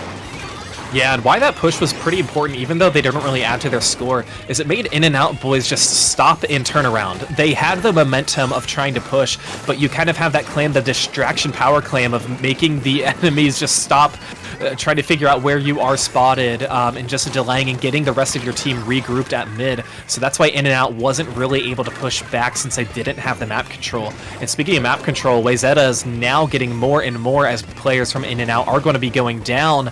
So this might, I don't want to say a panic situation quite yet, but look at this, Wayzata getting another claim in. Once again, not really having many players to support, but again, as long as your enemy's basket open, that just means your basket's not open. I will say Rupert was able to get one with the E-Leader there, perhaps trying to mitigate some of the additional pressure that was coming out of Wayzata, and so that push didn't get out of hand towards knockout territory. But now, again, minute left, and In-N-Out Boys have to get 4 power claims in the basket worth of claims in order to take back control of this lead here. They've got their work cut out for them, certainly, and Wayzata is just doing their best to keep their side of the map, make sure that this team can't approach under or over that bridge. It's rather easy to do on Eeltail, all things considered, and they're still winning a lot of these fights, as now it's another 2-down situation, 30 seconds left to play, and the In-N-Out Boys don't feel like they have a path back in.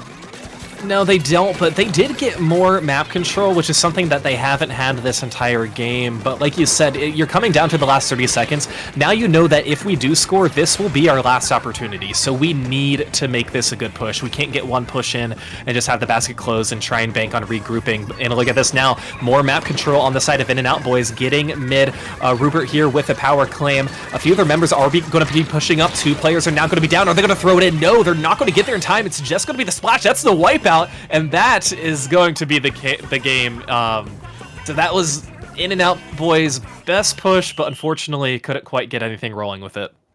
And Falco, I hate to say it, but unfortunately, even if they were able to make that push, they didn't have the claims to come back in that game, right? They only had 2 power claims and just a few extras, right? Which would not have been enough to take back control of the lead. So well done. But I mean, look, a lot of that was also additional pressure that Wayzata and Shakopee were continuing to keep into mid, right? With that triple ink strike going out, splitting up the team as they're trying to coordinate their push to come on back in. I think it caught one of the members of In-N-Out Boys off guard, and that means that all of a sudden they have to stall again. They have to allow that person to jump on back in. Now they have a few less claims probably at their disposal as well, and so that constant pressure and the constant ability to try to mitigate the amount of initiative that your opponent has is critical, I think, in a lot of these cases. And things like that seemingly random triple ink strike that was thrown out there actually did quite a bit of significant work in order to disperse anything that the In-N-Out boys can try to get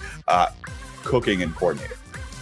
Yeah, I mean, with that map kind of being more narrow, it is harder to flank, but it does have more vertical opportunities just kind of in the midsection too. So like you said, just able to displace with the triple ink strike is really going to make sure that no players from the other team, no players from In-N-Out boys can really get anywhere. So yeah, Wayzata winning game 1 against In-N-Out boys, and we're going to be moving on to Splat Zone's Hagglefish now, as we'll see if In-N-Out boys have anything up their sleeve. As far as the comps, I mean, I liked what I saw. I don't really think there was anything that was too surprising with just how these players have been playing and what we've seen so far in the meta, and I don't really expect anything to either to change or just be kind of a wild card pick for this next game. Shockingly, though, the double splash lost, so that's something, I guess. Looks like they're sticking with it this time around. And yeah, very similar compositions coming out nonetheless. Again, I think the In-N-Out boys composition, especially that V-Shot, really wants there to be a less mobile weapon on the enemy team, right? Something that's a very easy target for that Zuka. And at the end of the day, the only really easy target they have is maybe the Crab Tank when the Splash-O-Matic is there, right? But otherwise, it's not going to have a lot of these targets and not going to be able to apply a lot of pressure unless it just kind of is able to happenstance to find a chance pick. So we'll see how that continues to play into things. But for starters, In-N-Out boys going to take control of this zone here first. And Wayzata and Shakopee don't have a lot of avenues to get back in. Plenty of map control here in Cyan. Yeah, we saw Adept trying to go for a flank. They were waiting for somebody to just drop down on the left side, and it never seemed to work. Again, this push right now, this cap from In-N-Out boys, definitely something that they need to work with and try and hold on, as they are able to use some of their specials. We have a crab on mid, and 2 players are going to go down, so this looks like it will be an opportunity for Wayzata to push in now. But a very dominant start as it got all the way to 21. So if they can just hold on to this, they don't need to try anything fancy, but you don't want to get Wayzata too comfortable to try and push in, because we have seen what they are capable of.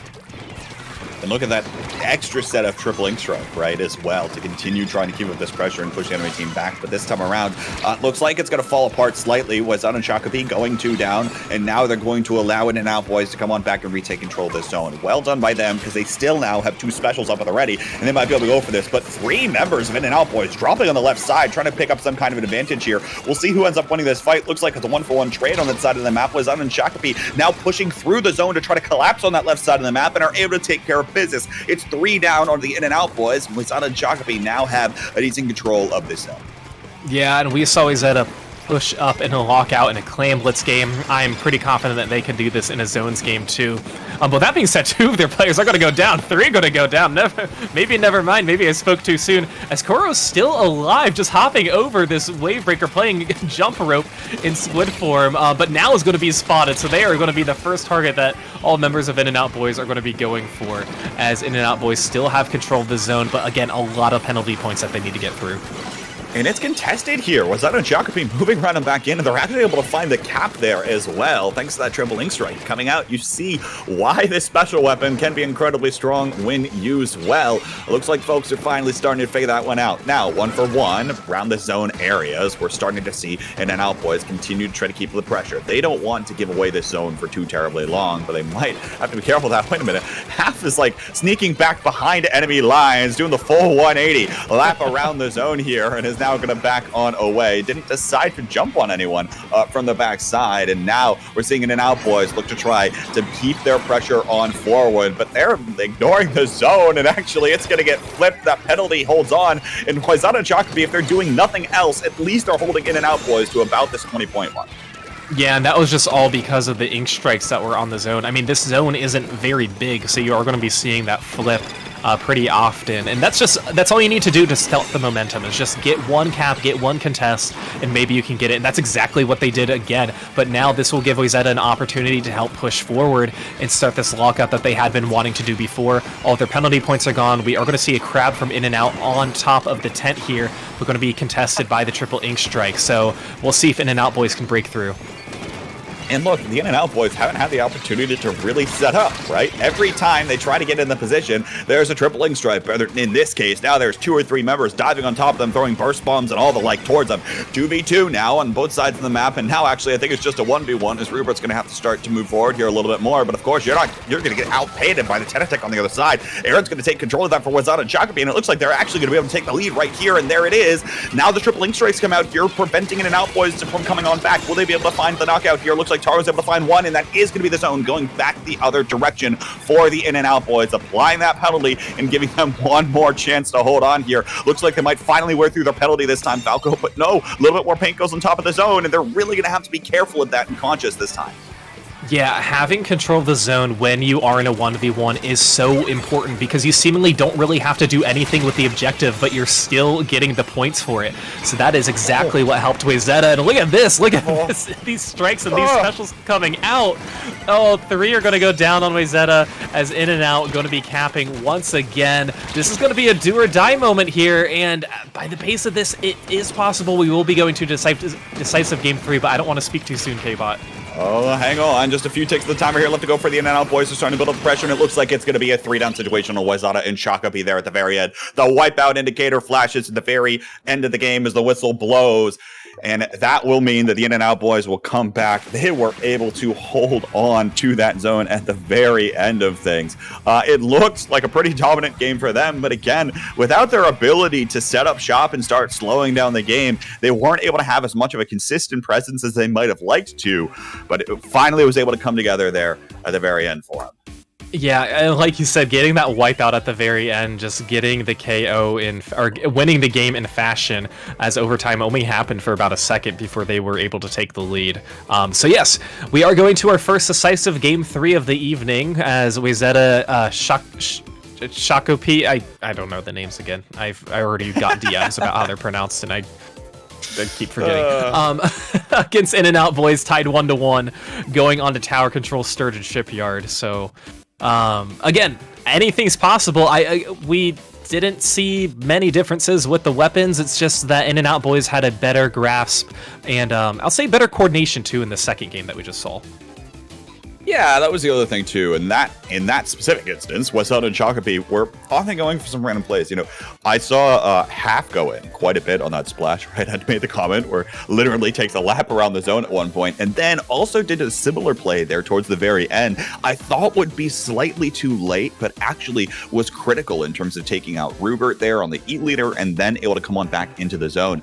So if we can see more of those flanking plays get generated, and then having Wayzata and Shakopee be able to capitalize off of some of those plays that happen out of Half, I can see a very clear world what they're able to take away from this. And again, when we're looking at In and Out boys and what they want to do, they want to slow down the pace of the game a little bit more, right? They're playing with an E leader, they're playing with the crab tanks that they want to rotate around.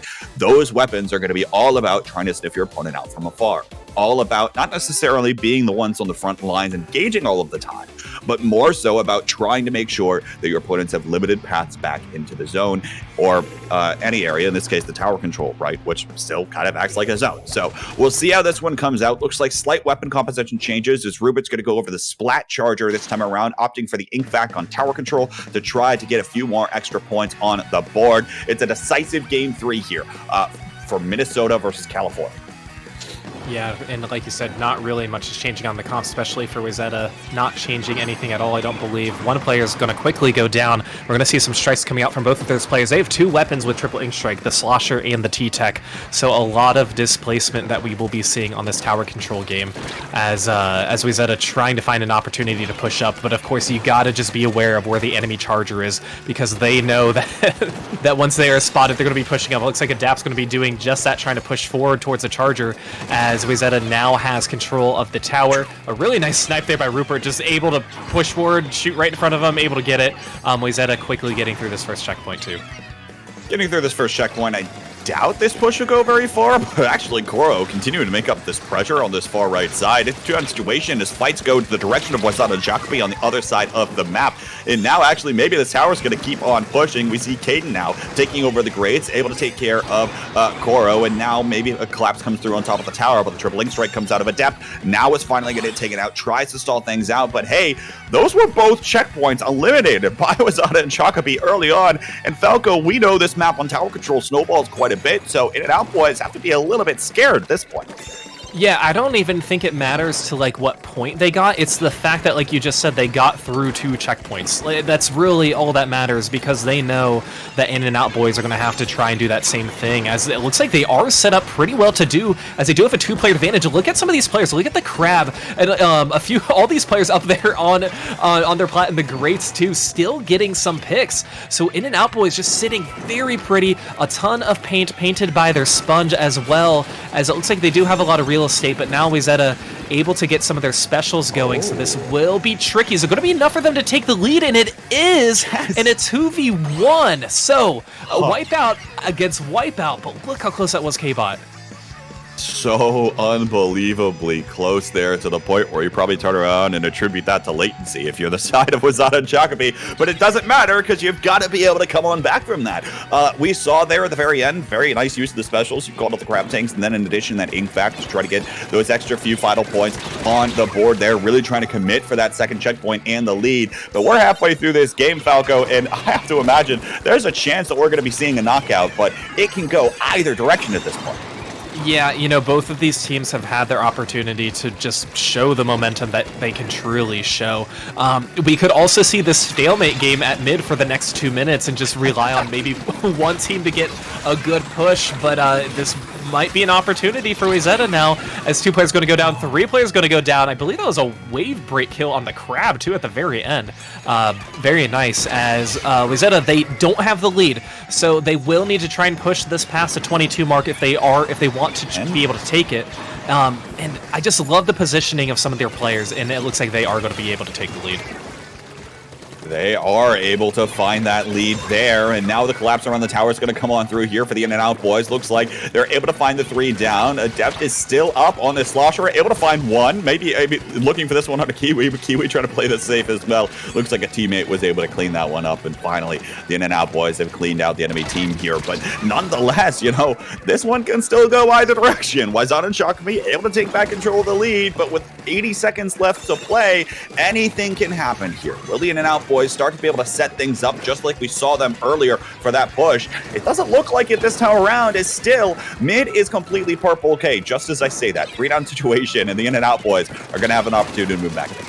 Yeah, and Half doing a really good job just staying hidden, saying, okay, I'm going to go for the person in the back first, so that way I will have an opportunity to push forward. But now they are going to be forced to hop out, as 3 specials are now online for In and Out boys. That's going to be 2 Crabs and the Ink Vac. So this is going to be really, really important if they want to try and get this push and get the lead. And they are situated to do so, but Koro now coming around the side, kind of trying to go for a flank. 2 players down. They're going to be the only one alive, getting 1 player down. The Wipeout. This is the lead. This might be the knockout too. K-Bot.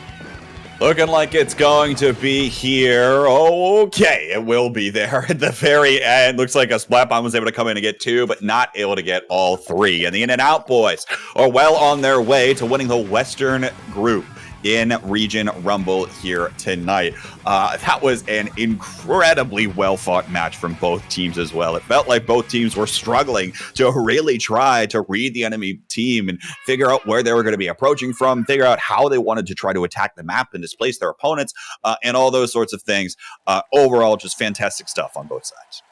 Yeah, and you called it from the beginning with this one just being kind of one of those snowball-y maps and modes, and really how important those checkpoints were, and these teams knew it. Whenever they first had an opportunity to take control of the objective, both got past their checkpoints, and that's why we saw kind of that stalemate at mid, but once it was in control of In and Out boys, it was just unstoppable at that final push. So, like you said, In and Out boys getting that win, moving on to 2-1. So a very, very good win from them.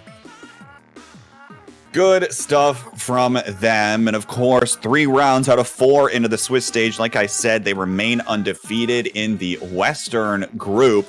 They'll be looking to try to take that likely in their next match. But before we see all that, well, let's take a look at some of the standings. You see them going through on your screen right now. Variety of matches, of course, all from all of the different states and regions that have come out to compete tonight. And fantastic stuff. Hope everyone is enjoying themselves tonight. But before we move on forward, we will be taking a real brief break. So don't go anywhere, folks. Round 4 of the Swiss stage of Proving Grounds Region Rumble is coming right after this break.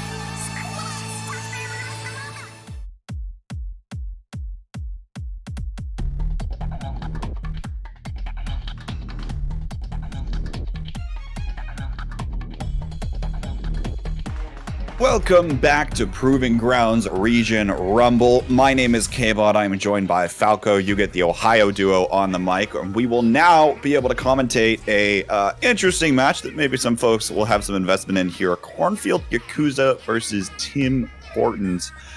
This is Indiana versus Southern Canada for the Midwestern Swiss group region. Cornfield Yakuza is a team that traditionally Popgun plays with. I actually don't. Is Popgun playing tonight for this team? It looks like he is. There's only 4 on each roster. Yeah. So yeah, this is definitely a crew that we are familiar with Popgun. Yeah, I mean, you guys are you're watching IPL, you know who Popgun is.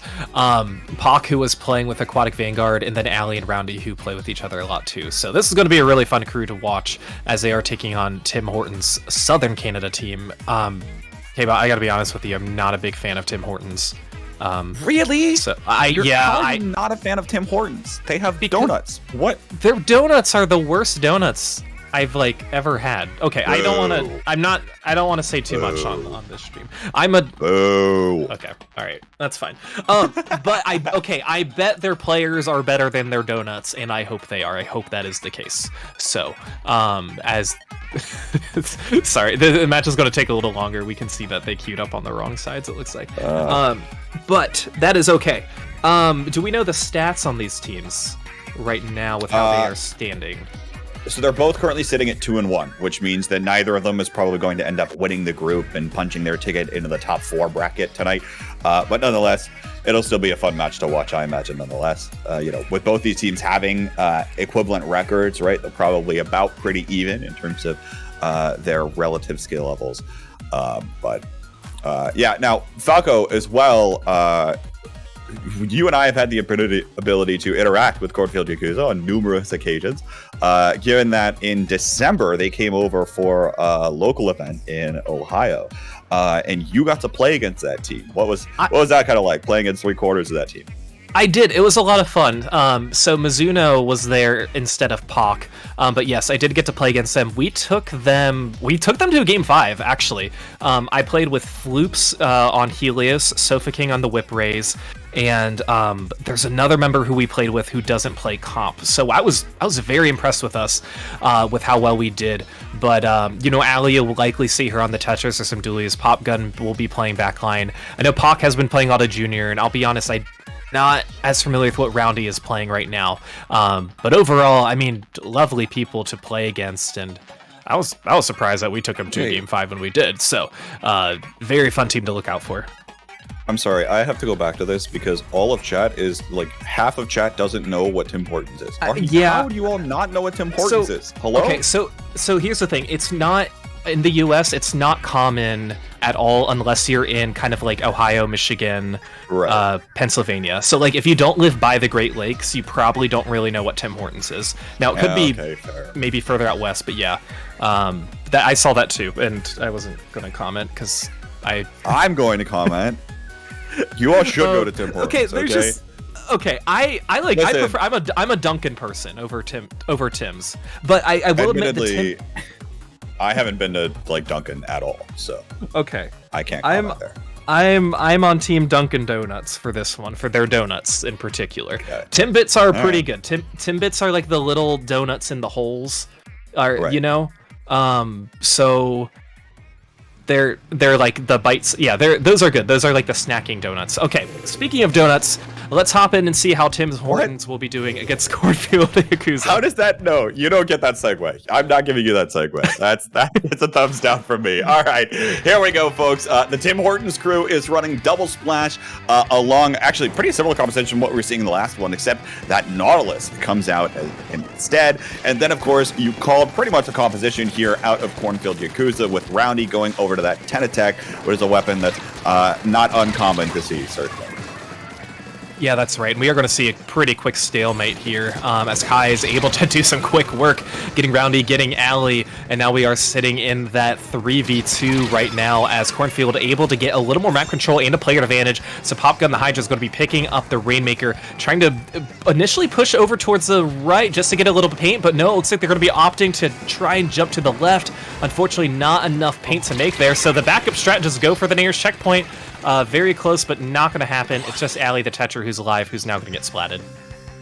Yeah, I felt like not everyone was quite fully on the same page there for Cornfield Yakuza, or even if they were on the same page, they weren't synced up, moving together all at once, and so that push ends up falling apart. But already, Tim Hortons is now going to be looking to try to take the advantage back to the other side of the map. Looks like it's going to get caught out, stuck between the Tri-Strike and the Hydra Splatling is not a position you want your Rainmaker to be in. Excellent defense coming out there from Cornfield Yakuza to set that up, and now neither team has had the opportunity to get past or to, knock out either of these checkpoints here. And so we'll probably be seeing a little bit more of stally play here, especially given that there's a Hydra on the map. Yeah, but now look at this. Tim Horton's just much better situated with the control of paint at mid, as Kaiza is able to push forward on the right stack with Q. Oza over there on the right side as well, and trying to get some splats too, as they are able to push up a little bit. That was a really nice splat bomb by Roundy. Azuna is now trying to push over on this left side, as it doesn't look like it's really well contested, and we do see the knot there helping support on Tim Hortons. It's going to be enough for the lead, but not going to be enough for the checkpoint. Ali there, able to come over, try to, close that out very quickly before that gets too far out of hand, and leading the way for Cornfield Yakuza to come on back in that one. But again, even still, a lot of map control in the favor of this purple team, and you see Kaiza there on top of the opposing stack, putting in even that little bit of extra pressure, continuing to keep Cornfield Yakuza guessing. And now they go 2 down. The checkpoint will fall to the favor of Tim Hortons, and it looks like they might be able to sustain this, especially after the triple ink strike comes out of Cornfield Yakuza. That resource will not be there to play their defenses. 1 for 1, both sides of the map, still looking for an angle and opportunity. Both Q and Machine looking to move forward here, and Q is going to be able to take that Rainmaker down to the 33-point mark. But hold your horses, folks, because Tim Hortons is still looking to come on back from this one. Now Kaiza is going to be able to pick up this Rainmaker, looking for the knockout here, but down to the 1-point mark before getting taken care of. It's a 2-down situation, and with nobody around for Tim Hortons, that'll finally be the end of that. But that sustained push and sustained presence was fantastic coming out from that. Yeah, and what helped too was just the support of the rain, able to just keep a little bit of control and to display some of the Cornfield Yakuza members as well. So a wonderful push by Tim Hortons. And now, of course, if you're Cornfield Yakuza, you have to KO if you want to win. You really don't have many second chances. You can kind of take these pushes one at a time, but it's going to be really difficult with 2 players down now, and how well Q has been playing, and Kaiza as well, getting some of these good picks. So just a minute and a half left. Cornfield Yakuza going to have to really build these specials and coordinate and get some good pushes going. First, I got to get past that first checkpoint.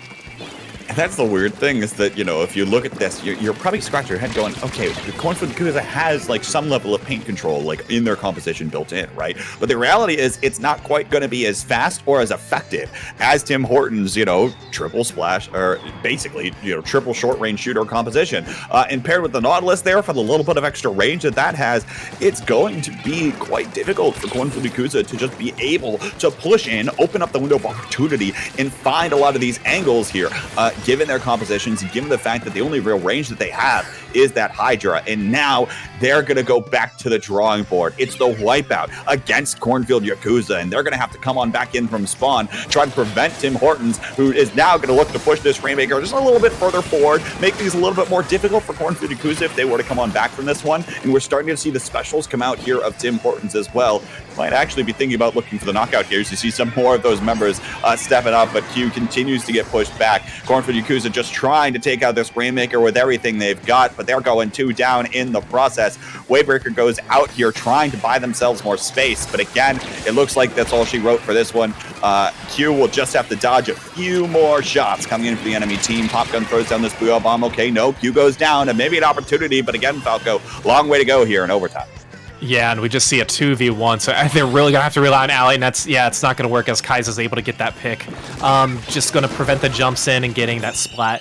So, okay, for Tim Hortons, they didn't need to make that push that they did at the end, but anything you can do, look at the map control, anything you can possibly do to prevent Cornfield Yakuza from getting a push and getting too comfortable is really what's going to benefit you.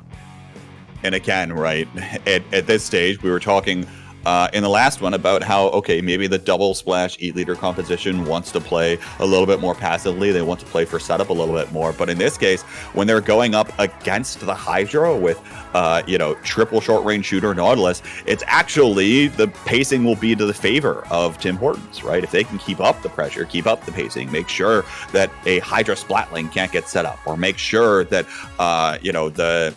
they can't play, Cornfield Yakuza can't play off of the wave breakers that get thrown out of their custom junior. All of those sorts of things are going to play to the favor of Tim Hortons. And so if they can build up that map control, build up a little bit more pacing, and take the initiative away, then they'll be able to come out on top of that one. So well done to Tim Hortons, but we'll see if Cornfield Yakuza can try to come on back here. They've still got 2 more games to do it, and for kind of their last showing of the night here. We'll see what will end up happening. But of course, we talk about map control, and one of the most important things for map control, Falco, you cannot play a Clan Blitz match when the end game screen looks like that. What we just saw at the very end of that, right? You're gonna need to have a lot more map control here, and it'll be interesting to see what potential answers are for Cornfield Yakuza. Yeah, because that's where Tim Hortons really thrived, was just able to get any sort of map control at any opportunity too. They didn't even have to really be making a push or you really have control of the Rainmaker. They were doing so well with controlling the grounds, and like you said, we'll see if they're able to do that in this game. And now we'll see too if there are going to be any comp changes. It looks like POC will be just changing their junior, I believe, going from, I think it was a C junior to a V junior, and we are going to be seeing that double splash on the side of Tim Hortons. Meanwhile, though, Tim Hortons pulling out the Flingza roll, even still, for Machine here, instead of opting for the Nautilus in the last one. And I imagine here that Flingza comes out kind of in direct response to the Hydra, right? That Hydra is going to get displaced by these Tenna missiles if they're able to get charged up in time, and so that'll be another tool at the disposal for Tim Hortons to start moving around the members of Cornfield Yakuza and keeping them on their toes. Yeah, with 3 players down now, it's going to be really hard. But this is early enough in the game where you're not really going to have all of your claims gathered to form a power claim, but now they're doing that. And look at this, Kaiza, it's doing crab things with that crab, getting some really good picks as 2 members are on the plat. Power claim is formed, also now thrown in. So a pretty good push, opening push. I don't know if there's really going to be much follow-up, though, as players are having a hard time trying to break up back again by the plat. So at least setting the momentum, setting the pace for this game. Yeah, you know, they were able to build up so much of a presence there with the amount of splats they were able to get, but without many clams on the board, weren't able to fully realize the potential of that kind of a push. And now we're starting to see the rest of this come in here. But you see Ozuna there onto this flank angle, Shark in there for a little while, trying to sniff out Pop Gun, and wasn't able to do that. Now pops the Crab Tank to continue trying to find something here on this side for Tim Hortons. Again, not letting Cornfield Yakuza get set up, and now it's another 2-down situation. Tim Hortons is now breached plat. The Bubbler comes up, maybe buys a little bit of extra space here for Cornfield Yakuza, but now that Triple Ink Strike comes out here, and we're going to start to see this pink ink continue to creep forward towards this basket. Yeah, and like we said at the very beginning of the game, just all the paint that they were able to get or able to want to have to push forward, and that's exactly what Tim Hortons is doing, as they are able to do this. Now, once again, they haven't really been able to follow up. But again, the more you make Cornfield Yakuza struggle and scramble, that's just going to benefit you. Of course, you want to score if you can, but that's not really the game that you need to play if you are Tim Hortons, because you know you do have these advantages. Yeah, precisely the point. But on the flip side of that, I actually want to see a little bit more of a pairing and a little bit more aggression coming out of Cornfield Yakuza. I mean, it feels like Roundy and Ali are often on opposite sides of the map, but in reality, I think the pairing there would work quite well, especially if that triple Ink Strike goes out, buying a little bit of extra space for the Tetra, and then the Tetra dashes forward into the triple Ink Strikes, where the vision is obscured on the enemy side, and it could potentially create all sorts of kinds of chaos. But it seems like Cornfield Yakuza hasn't been able to find all of the pieces all together all at once. But they might be starting to stabilize their position now, as they have decent control of mid, starting to build up quite a few clams, but now it looks like jumped on 3 members of Tim Hortons. Where did they all come from? All of a sudden, it's another 3 down for Cornfield Yakuza. Yeah, and that seemed like that could have been their opportunity with having a few player advantages and having the power claim and a lot of clams just in their ink, but it wasn't going to work. Q able to score power claim. Will there be any follow-up at this moment? It doesn't look like any players are getting situated to do so. Popcorn going to be picking up the Mercy claim, so they'll have another one, but no. Ozuna able to get a really nice pick, and they are having, that's a wipeout. They need to keep this basket open. There you go. This is what we were missing from Tim Hortons before, and now we could maybe see them do what they do best, which is just take control of the objective and score, and they are sitting very pretty right now, K-Bot. They're trying to, but again, Cornfield Yakuza had just a brief instant to get set up, and it's going to be easier to do when they're coming right out of spawn there. That Hydra Splatling able to cover so much turf right underneath the basket, and that push will ultimately slow down, but down to that 36-point mark. I mean, still going to be quite a strong lead at the moment, and Cornfield Yakuza really has to try to find a way back in here. I mean, they haven't scored at all so far in this one. And while this game might go the distance, they might be able to hold on. We still need to find an aggressive angle, and they're not able to do that here, as now a few of their members are getting sniffed out on the other side of this bubble or trying to approach the basket. It's another 3 down for them, and it's once again back to the drawing board. Yeah, and you're running out of time at this point, too. You know, you do have your mercy claim to work with. But, again, any opportunity that your basket's open, that means you can't score, too. And Kaiza's still staying alive, doing a really good job. They were the only ones there, so Ali's going to be picking up that claim, tossing it back to potentially have another player pick up. Ozuna, look at this, flanking over here on the left side, able to push up, might be attacking from behind. We will see, trying to eye down one, but no, is going to go down. So that was going to be the flank they were hoping to get that would potentially end. But now Popgun has a power claim. Are they able to push up? Look, 3 players down. This will be their opportunity. Okay, so they may score, but it's all about what you can do after you open the basket. Oh, they miss it. No, can Roundy hop up and jump and get it? No. Oh, my goodness. Hawk now trying. Oh, man. Okay, well, I guess we won't see what happens, K-Bot. Disaster strikes for Cornfield Yakuza there, not able to find the power clam to the basket. And while overtime goes off and that power clam is there, they still got to fight their way back to the other side of the map in order to throw this in, and time will expire. Tim Hortons is going to be able to take that second game after a rather dominating performance there, not able to, or limiting a clam getting thrown in from Cornfield Yakuza at all there. Unfortunate to see, of course, at the very end, but again, even still, you look at that and you go, okay, well, they probably didn't have the full number of clams to make a real push happen. Maybe if they were able to get set up, they'd have the opportunity to, but again, for all 5 minutes of that match, Cornfield Yakuza did not once have the opportunity to get fully set up in the way that they wanted to. No, and really the first 2 pushes too by Tim Hortons were just to kind of like break open the basket and get some splats. They didn't have any follow-up beyond that either. It wasn't until the 3rd push where they were able to really stack up some of those points. So like you said, if they would have made that power claim, that would have been obviously like a major uphill battle for Cornfield Yakuza if they were to try and get that win. But you still hate to see the power claim just barely miss and to be in that situation in the first place. And then knowing once you get wiped out immediately, there's really not much you can do as overtime happens, and you have nowhere to go with your mercy claim. So, in any event, one more opportunity for the Yakuza to strike, but Tim Hortons will walk away with a set victory. Game 3 will be played on Splat Zone's Flounder Heights. Falco, what do you think about this one? Because this map is... this one does not spark joy to me, no. I'm hoping when we get Manta Maria back that this one will go away, but we'll see. No, I mean... it's different because once you have control of mid, you are also automatically controlling the plat on your enemy's side just from that sheer height advantage. So it can really spiral out of control in that regard. So we'll see if Cornfield Yakuza can really take the heat that Tim Hortons packs. Interesting. Pumpkin switching over to the heavy. That's interesting to me. A Wavebreaker, I guess, and I guess Wavebreaker is actually incredibly strong here, but double Wavebreaker and then limiting yourself on the range advantage, because if you end up having to try to engage onto the opponent's side of the map, I feel like it's much more difficult to do with the heavy compared to the Hydra. But maybe Popgun knows something that I don't. He's a Splatling expert after all. Looks like here early, though, it's an Ink Bath in mid, and it's going to result in Tim Hortons having 2 members alive, and they'll take the first cap of the zones. Yeah, and I mean, this will be hard for... That was a really nice pick by Ali. That was awesome. It will be hard for them to break back in at this moment because, again, once you have control of just the height, it's really hard to find. And we see what Ali's doing. They're trying to just like push up and squid surge up the wall to make those surprise picks. And they're doing a really good job getting those picks as the rest of Cornfield Yakuza able to push in and help cap mid. So we'll see if they're able to do that. But yeah, now we just have the battle over on the right side. 3v3, but right now it's working out for Cornfield Yakuza as they're able to take the lead, K-Bot. Yeah, it's working, but just as you say that, another member goes down to another splat bomb, and it's 2 down. Cornfield Yakuza is going to get pushed back with a tripling strike coming out of Tim Hortons, and that could be the zone cap going the other direction with a very small penalty.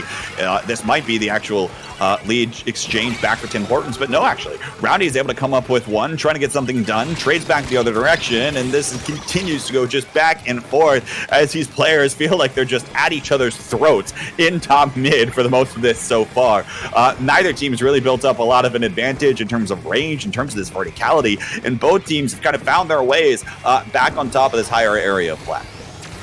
Yeah, and again, this is looking better for Cornfield Yakuza from what we had seen in the previous games, but when you let Tim Hortons' team get way too comfortable, it's going to be really hard, and this will be the first opportunity that Tim Hortons can really push forward as well. So it's going to be hard for them to break in. We see Ali now trying to push it over on the enemy side, I believe. Yes, they are. So the thing is, they're just bringing all members of Tim Hortons that way, but look, Ozuna's still doing a good job pushing up on the other side, so we may have seen Tim Hortons members just winning a few 2v1s in that situation and hold on to the zone. Yeah, like that was the great thing. Ali's play was fantastic, but it relies on them winning on the other side of the map, and it looks like Ozuna was able to just come up with that. The survivability of this 52 gal, and now it's 3 down for Cornfield Yakuza. Ali tries to dash in, some level of hope here on top of this zone, just trying to stay alive, trying to allow for some level of jumps to come in, but it doesn't matter. Tim Hortons are going to be feasting on Corn today in their restaurants. They go up 3-0 in this set. I like what Ali did, which is draw the attention to me, come to me while the rest of my members can cap. But like you said, you need to have your other members win those 1v1s, potentially even 1v2s at that case, if you want to push forward. But again, that was the most control that we had seen Cornfield Yakuza have at the beginning of the game.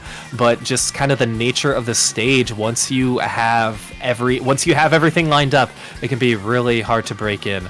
So with that, Tim Hortons winning 3-0, and it looks like they will be moving up to 3-1 in the bracket. Cornfield Yakuza ending at 2-2. Yeah, so good stuff there all around, and hope that everyone was able to enjoy some of the regional craziness that was happening all around here for our first 4 rounds of the Swiss stage. We'll see probably the results come up on screen for some of these here, and you're starting to see that come together. So wouldn't it be funny if there was a 5 guys versus In-N-Out match? They're in different regional groups. That'd be funny. That would be fun. I do like Five Guys. It's got some good burgers there. It's funny how many food references there are, too. I know. I mean, just in general, which I totally approve of, so I'm very happy to see that. But yeah, a lot of these scores kind of trickling in. So we see the Eastern region is finished here.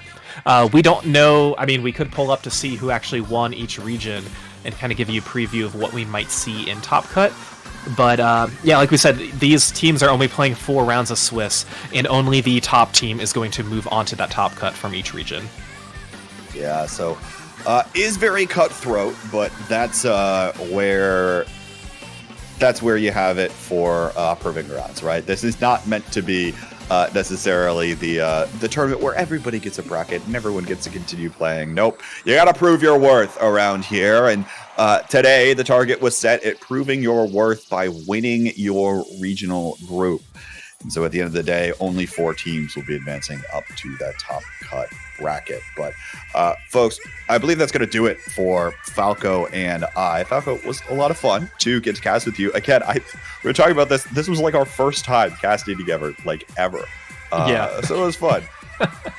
It was a lot of fun, and as many events and commentary gigs that we both have done individually, I'm happy that we were able to finally do it, and yeah. It's taken far too long, K-Bot, I'll say that.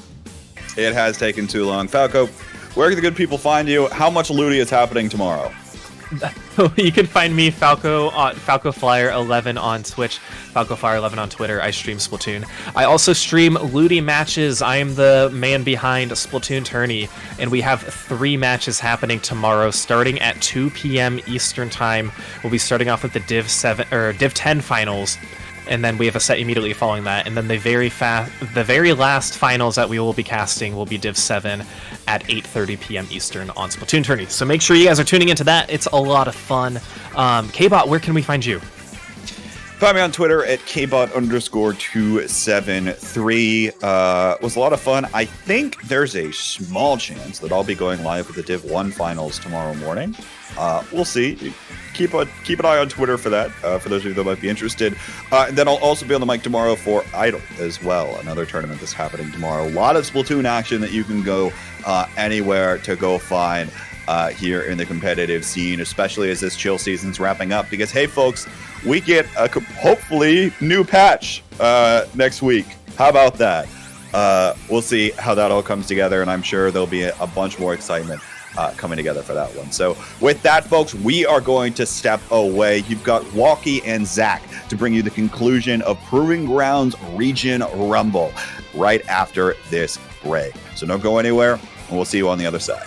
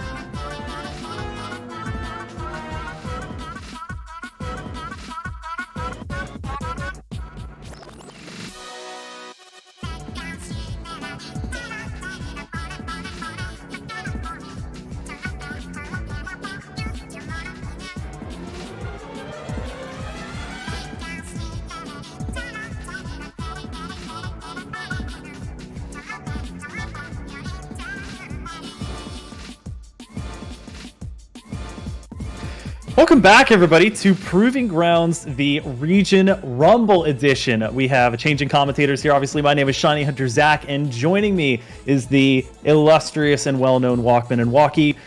We had some pre-cast conversations about some of the teams in terms of their names and allocations and performances. Would love to hear your thoughts on the tournament so far and how you're doing. Yeah, I'm doing pretty good, but as I was mentioning to you previously, I got a bone to pick with some things that are going on in this tournament. For one, if I remember, I'll start with this. On Twitter, it was kind of Power's, tweet that kind of sparked everyone wanting to do this tournament. So, and then he doesn't show up with the New York team. So I'm very disappointed in my fellow New Yorkers. We have a very capable, group of players that could have represented the Eastern region, and we didn't show up. And then my other bone to pick is that apparently the TOs just don't know geography. I don't understand how Pennsylvania is in the Southern region, while Maryland and apparently North Carolina are in the Eastern division. Just doesn't make sense to me.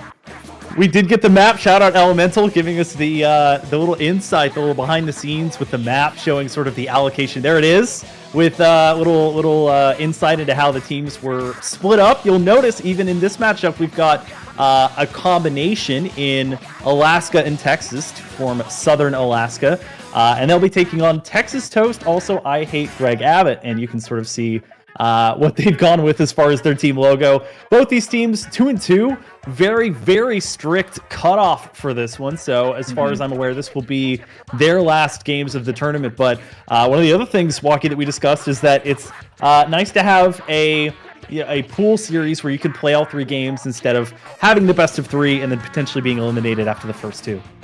Yeah, and like we were mentioning, in a Swiss format, that really plays into making sure everyone gets their equal chance at tiebreakers and things of that nature. But we're going to be getting started right here with this game between Texas Toast and Southern Alaska, both representing Texas right here. And so far, it seems like we got some interesting comps coming out from both teams. A blaster, which we don't see too often on the side of Southern Alaska. And then on the other side, we've got the Tri-Stringer and the Zinc Mini. Yeah, we're going to have Texas Toast in the green here. They're going to be charging up to Len, not quite going to be able to get the KO there. Toast going to be one of the last 2 alive along with the Stringer. It's actually going to be a 1v1, but it's Lux on the Tri-Stringer who's going to be holding down the tower for now. Tri-Stringer, quite an interesting weapon. You have Toxic Mist and Killer Whale to be able to lock down some areas of the map, and on a pretty slim linear map like this one, that's quite important. Yeah, right now it seems to be working out pretty well for them so far, as they're kind of steamrolling right now, moving on already towards that last checkpoint with a big bubbler on it as well. So this could be ending pretty quickly right here, as Lux is just kind of spacing him out with those shots. His teammates are starting to go down, and finally Southern Alaska is able to respond, but not before they get that checkpoint and push it all the way down to 13. So great push coming out from Texas Toast right here. And Southern Alaska is going to have to do something on the other end. They do have the specials to make something happen, so it's all going to start with one pick, and maybe they'll get it right there with the player behind them. But no, Storm Hero's actually going to get a pick before getting taken down themselves, and that can really stall things out here, Zach. Yeah, nice job. They're going to get the revenge pick here, and it's going to be Bubbler versus Bubbler. Len going to be able to get the splat there onto the Tri-Stringer. That's going to be that long-range anchor pressure taken away. The Zimmy, though, is the one that's going to have that bubble. They'll deploy it, but go down almost immediately after in their bubble. Toast now going to have the crab. They're going to get the splat just as it expires. Looking for Len now to get the double. They're not going to be able to pick it up. So a lot of action happening here in the mid-game, but with a push up to 13, this one's going to be tough to come back from. It's not a gigantic path, as it were, but it is pretty tough to get up onto and control what little bit of high ground remains when you have something like TC.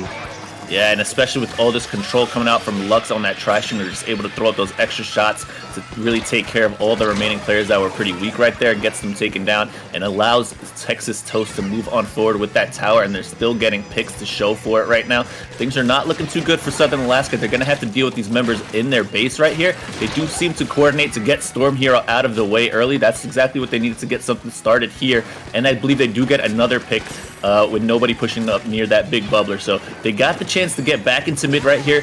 They just need to use the specials to kind of feel some ground for themselves and move on forward here. But it just seems like Texas Toast keeps coming back really quickly.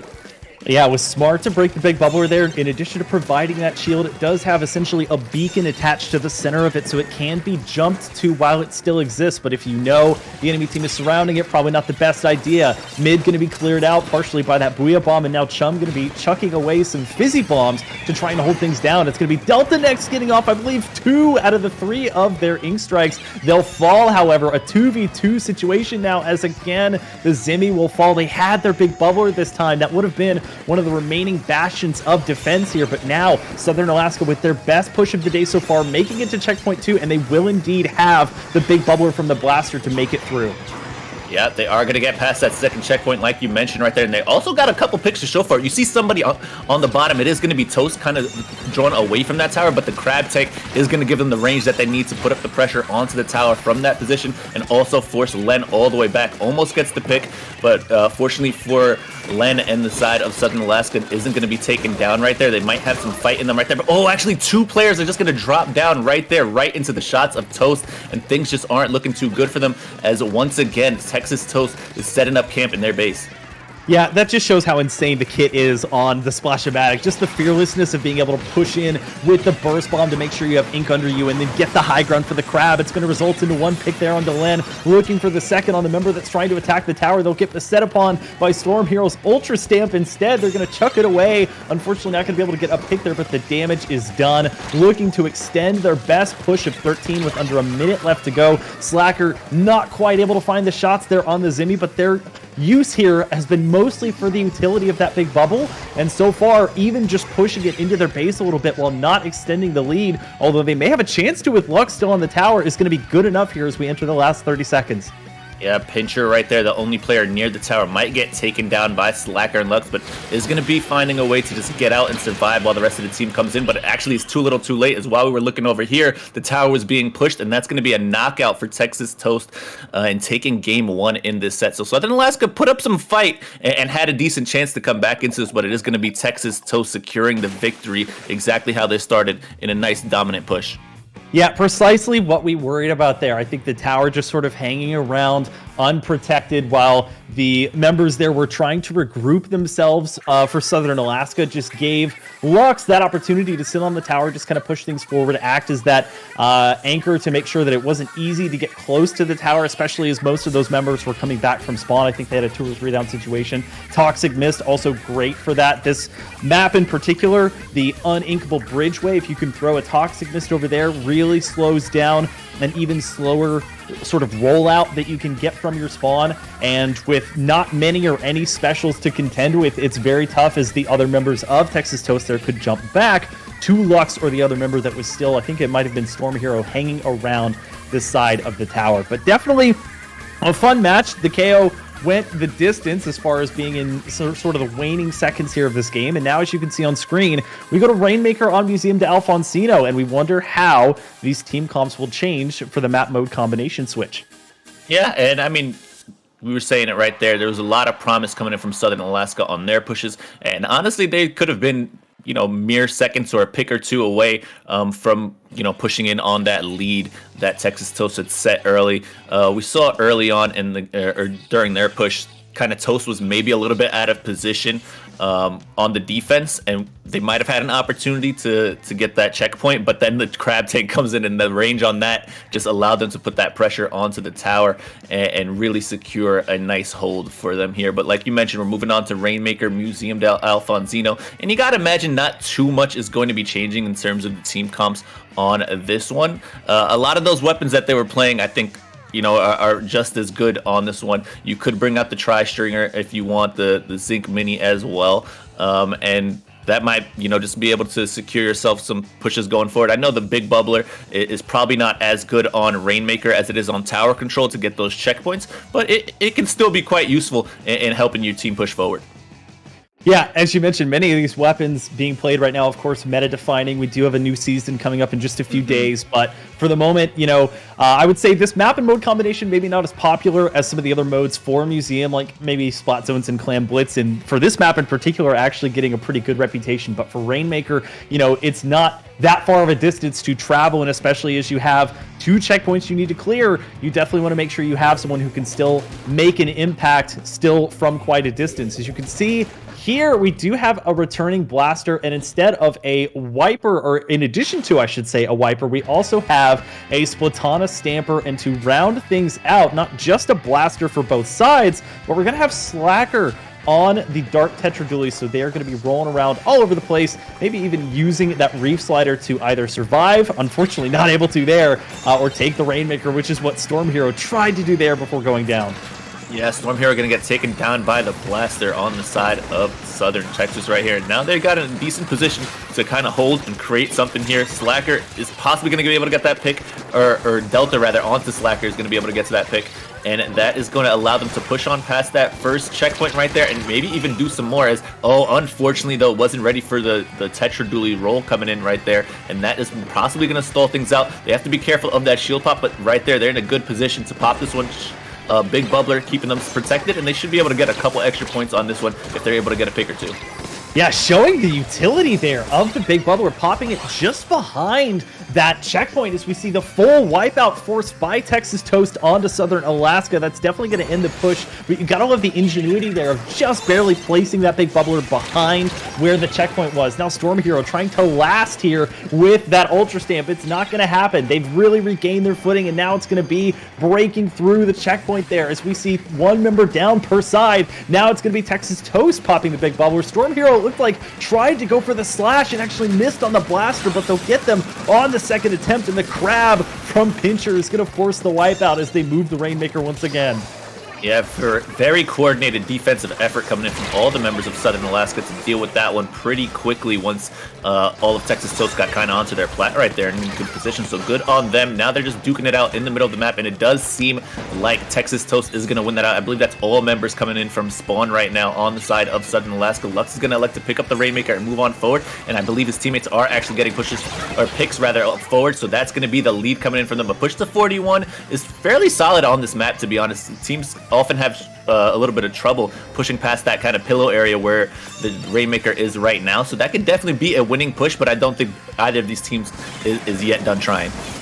Yeah, fortunate for Lux there that I think they had just enough of a path to where they didn't have to shoot the Rainmaker really at all in order to take the lead. Nice slash there by Storm Hero at the last second is going to force a trade essentially onto the Rainmaker. That'll stop any momentum there. We see Lux there traditionally on that backline roll, and who has been popping the Rainmaker. They're going to use a Zipcaster. Going to be a distraction, but not too much else other than that. A Booyah Bomb on the opposite side of things for Southern Alaska going to come out. And now for Texas Toast, they have the Big Bubbler. So again, they have a big man advantage here, 3v1. And that remaining member, that wiper, can come through using the Big Bubbler or a teammate. Lux now going to try and force the issue. They'll get the Rainmaker just short of their best on the map here, 26, and it feels like so much has happened in a relatively little amount of time, just 3 minutes into this one. Yeah, that's a very strong push from coming in from them. Definitely, I could see them winning with a push like that if they keep up this strong defense. And they've just had a control over the middle of the map for most of the game. You've seen since Southern Alaska has been trying to get back into mid, every time it just seems they're met by multiple players. Here is Slacker, and I believe that was Toast there to get up the 2v1 to just get them that easy pick and move on forward once again. It just seems like for the last minute and a half or so, we've just been in the base of Southern Alaska, and they just haven't been able to find their way back into the middle of the map.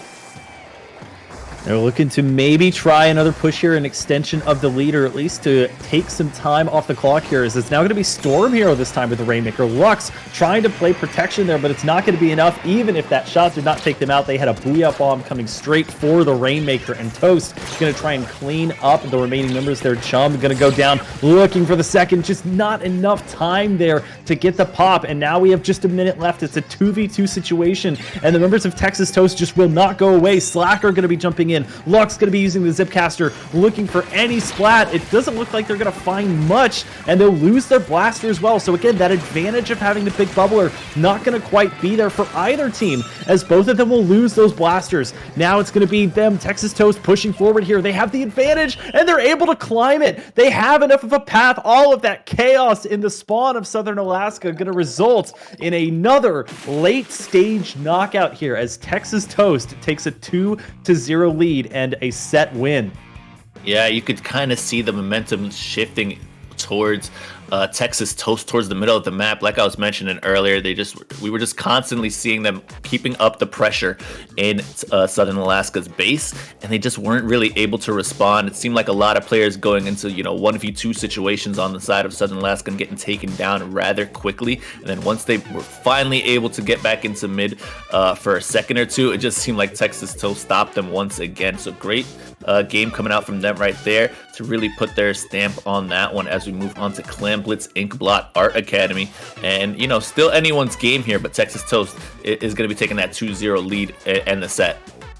Yeah, I think I'm with you in that maybe the scoreboard here not necessarily showing the entire story. As I mentioned, these have both been under a minute knockouts here for Texas Toast, who have played very well both offensively and defensively. I've loved their versatility and flexibility, especially shown in that last game by shaking up who's carrying the Rainmaker and allowing Lux to sort of play less of an anchor role and more of a sort of fly or mosquito buzzing around your head type of role with that Zipcaster, and even using some of that range to help get some chip damage on some of their enemies. Of course, it has a very powerful sort of burst combination that it can do on top of weapons like the Splash-O-Matic, which also has burst bombs and of course that deadly crab. But as you mentioned, going on now to Clam Blitz on Inkblot Art Academy. This one is a pretty small map, definitely more square, of course, than we started with on Eeltail Alley.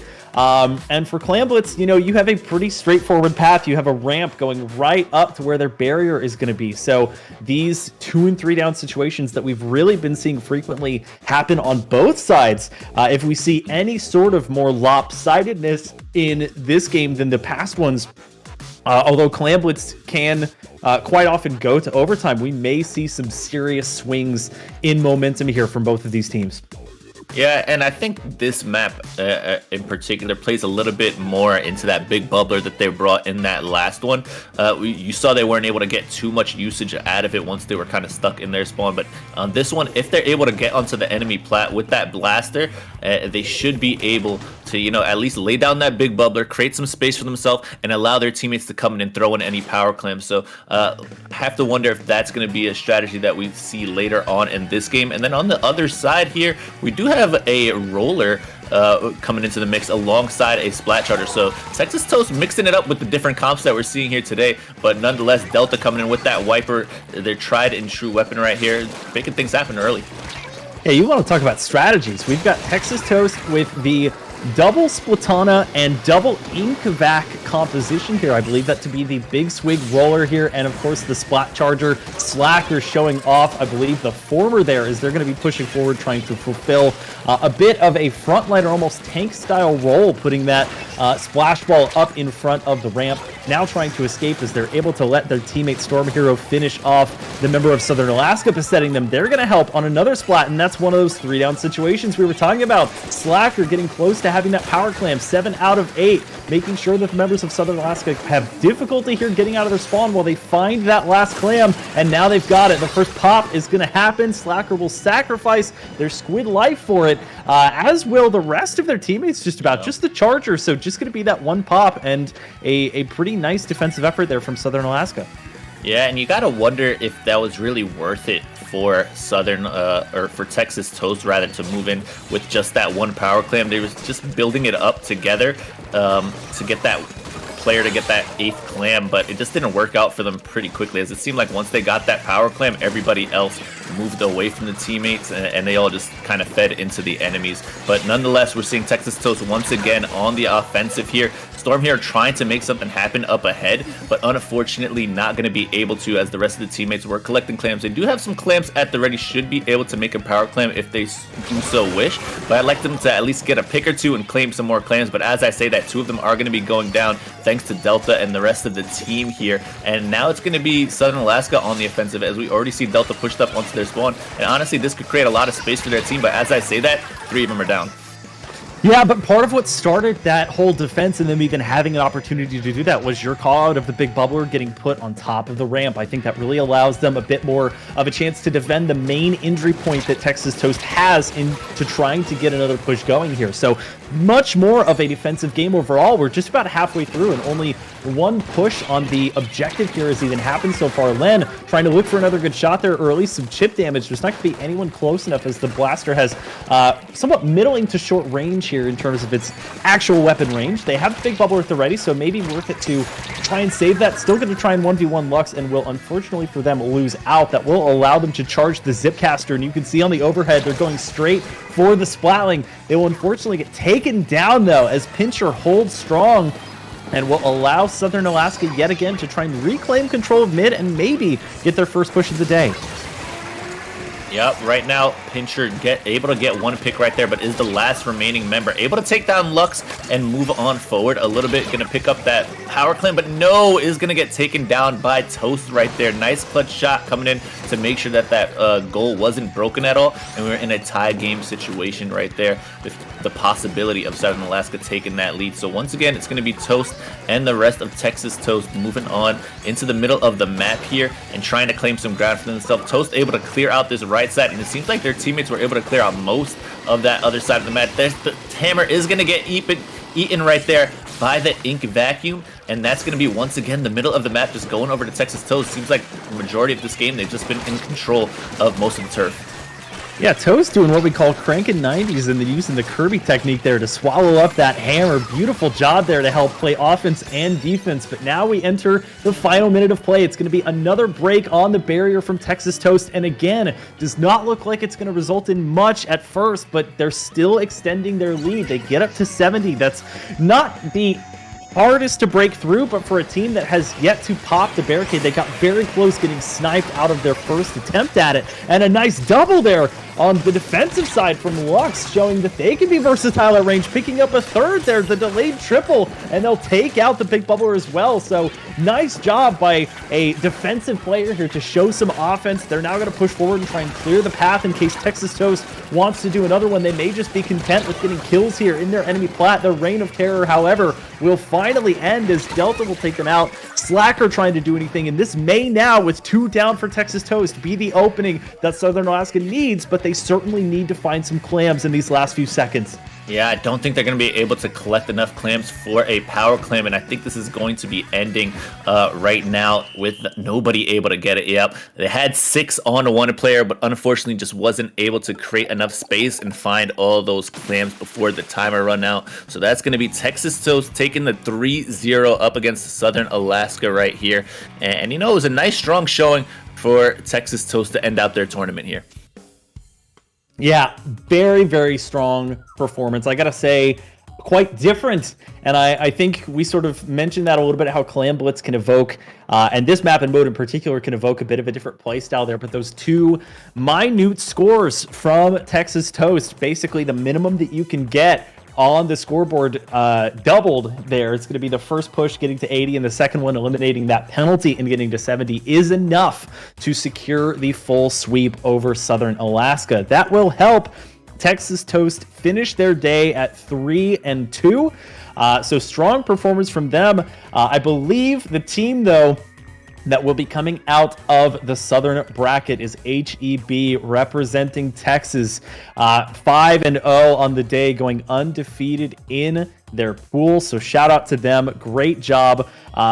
Second, tied for second in terms of their record for that division are 6 Georgians walk into a bar and Pennsylvania's. So fantastic job to all of those teams. Keep in mind, Top Cut is only first place from each of these divisions. So very, very strict, very tough to make it out, and definitely have to respect for a tournament starting with around 50 teams, those 4 that can actually make it out. Yeah, and those 4 teams you mentioned, one of them is going to be HEB coming out of the southern region. In the western region, it is going to be California Love, Tupac featuring Dr. Dre. Showing love to all of California's best hip-hop artists. And in the eastern region, it actually is going to be 5 guys representing Virginia. And I know we were talking about this earlier. We weren't sure if 5 guys originated in Virginia, or if they were just claiming that it was for this tournament. But nonetheless, I'm sure somebody in chat knows the history of 5 guys.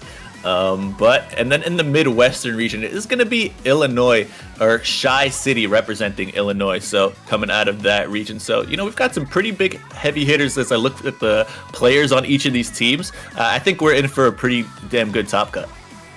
Not just that, too, of course, going to be moving to best of 5 now. So we could still see just 3 map mode combinations being played, but could see up to 5 now, as we will be not having the normal, for Proving Grounds anyway, late stage counter picking that can sometimes take place.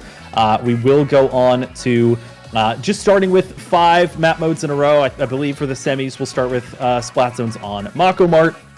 So get to see Splat Zones maybe twice in the semis, and then for the finals, starting with Tower Control Inkbot Art Academy. So definitely going to be heated in terms of these teams already proving that they are the best in their divisions, in their regions, as it were, but now trying to prove that they are the best in NA. So very strong performances so far. We may be taking a break coming up here. Anything else on the pool section of Proving Grounds Region Rumble, Walkie? On the pool section, I think a lot of teams showed some great effort here, and it really shows that, when it comes down to making these pickups between, everybody within the same state, I think there's a lot of great talent in each of these states, and we're seeing that throughout each region, and some really close games. So I'm very interested to see if we were to do this again. We might see some different teams in the top cut, just because I think the talent is that stacked between these states. This was a very highly touted and requested tournament idea, so if you're enjoying it, be sure to shout it out in chat, especially if your favorite team has made it into the top 4, into Top Cut here. We will be taking a short break, but we will come back with Top Cut and the semifinals of Proving Grounds Region Rumble. Don't go anywhere.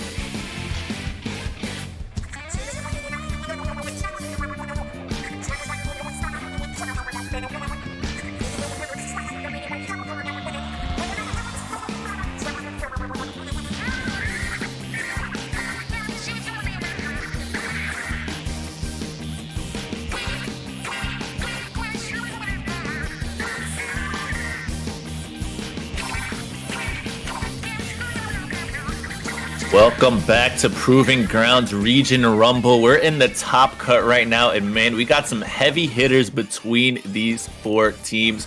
And we mentioned it earlier, it is going to be HEB representing Texas going up against Shy City representing Illinois, and then on the other side of the bracket, it's going to be California Love representing obviously California, and then Five Guys representing Virginia, which, by the way, chat did confirm the first Five Guys was in Arlington, Virginia, so thank you, chat, for that one. But these are some pretty damn good teams. Why don't you take us through some of the players that we're going to be seeing here?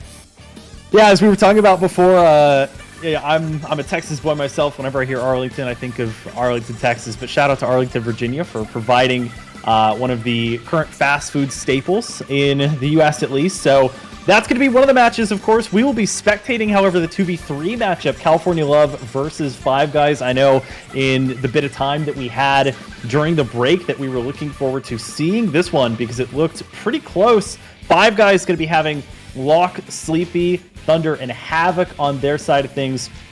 And then for California Love, we are going to see folks like Prochara, Jared, Leotos, and Kai. So lots of players and names that have been in high-level tournaments for a while. Some content creators on top of that. Some folks who have been to and participated in or won Nintendo tournaments. So no wonder at this rate that these folks are the ones who have emerged out of 48 to 50 teams and have not only won their region, but are looking to take the entire first region rumble. Yeah, and I mean, I think it's no secret to everyone that, HEB or Texas, probably, the number one seed here due to, them having 2 Starburst members on their team. They have a Seafoam member. It seems like they have Destiny Bond members on their team. So definitely a really strong showing, and we'd expect them to possibly come away with the victory. But honestly, I wouldn't be surprised if California Love or Five Guys is able to push them to that limit and take this entire tournament. These teams are extremely talented, and I'm very excited to see, this set between the two. I'm going to have to be, representing Five Guys in Virginia. I'm going to take this one for the Eastern region. I don't think we can lose to, the West. Yeah, got to represent Texas, not to be a shill or a bandwagoner for first place or anything. Got to represent not just the state, but also the name, HEB, a very, very highly touted and duly so grocery store chain here in the state of Texas. Got it. Yep, very, very nice grocery chain. Love that place. But as we mentioned for this one, best of 5 now. Still going to be starting Splatzone's Mako Mart. I love mentioning the plus-shaped zone every time this one gets brought up because it's so unique and so fun. But lots of key and fun elements to this map. You've got some narrow sort of alley and hallways that are fun to shark around on, some walls that you can hang out on and use your squid search to get up and surprise any anchor players that might be using those boxes behind the zone to pick off anybody jumping down.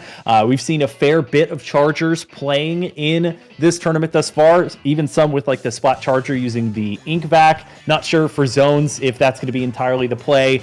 Maybe the E-leader because of just the sheer range of it, and with so many sort of dips and hills and valleys on this map, something like a wave breaker would certainly be nice to have. But you're going to be seeing short range shooters. I don't think that's going to change too much, especially as we are facing a new season and some new weapons, of course. But one last look at the meta before we get things like the Neo Splash-O-Matic in play. Yeah, and I know I was watching some games from California Love over on the stream of one of their players earlier, and it seemed like they were running a pretty standard comp for this day and age, other than the fact that Leotos has been running, the Squiffer throughout most of the day. A weapon you don't see too often, but we've seen Leotos use that weapon for years, both Splatoon 2 and Splatoon 3, so no surprise for them to bring that one out. But on the other side of the rest of the team, Char was bringing out that stamper that he's grown to love in this game and worked to absolute perfection time and time again, alongside Jared and Kai bringing out, those short range shooters, sometimes, some dualies coming in from Jared or Splash-O-Matics to round out the entire team. So can expect that coming out on the side of California Love. And on the side of Virginia or Five Guys, these are some players that, I think are pretty flexible in their roles that they play. A lot of them can obviously play those short-range shooter type weapons that, are so crucial in this current meta that you were mentioning right there. But I think they've also got the ability to flex onto some other weapons if needed. Yeah, and we've talked a little bit about, Swiffer, in this case, having Big Bubbler on it. It is a special that can still do work. I think on this map, because of those boxes that are behind the zone, you can certainly set up there and feel a bit more safe if there's a lot of pressure from the enemy team on the zone. You can also put it in a little bit further back location and have a safer jumping point. And then, of course, for Prochara, you mentioned the Splatana Stamper, also been using the Range Blaster, I believe, quite a bit. So a couple weapons there in their arsenal. And for the rest of the loadouts, we've seen a good bit of Splash-O-Matic, of course. We've seen a little bit of Sloshing Machine. We've seen T-Tech make a strong performance since it has come out, and Triple Ink Strike with the buffs that it received and its sort of gained role of trying to counter Crab Tank as a special. You know, it's always certainly something that could be seen, especially on zones where that coverage is so important. And this is not too difficult of a zone to try and cap with something like your 3 Ink Strike charges, but also useful to try and lock down some areas that they may try and return to the zone to. I believe there's that Ink Rail that they can use to sort of get back quicker, and then there's the typical sniper hangout or overlook on what would be your right side of the map coming out from spawn, but tons of areas where backliners or longer range weapons can sort of hang out and still have an impact on the zone itself. Yeah, for sure. Like you mentioned, you know, pretty wide selection of maps we've got here that can really play into, you know, either team's favor if they're able to, you know, pull out the right comp for the situation.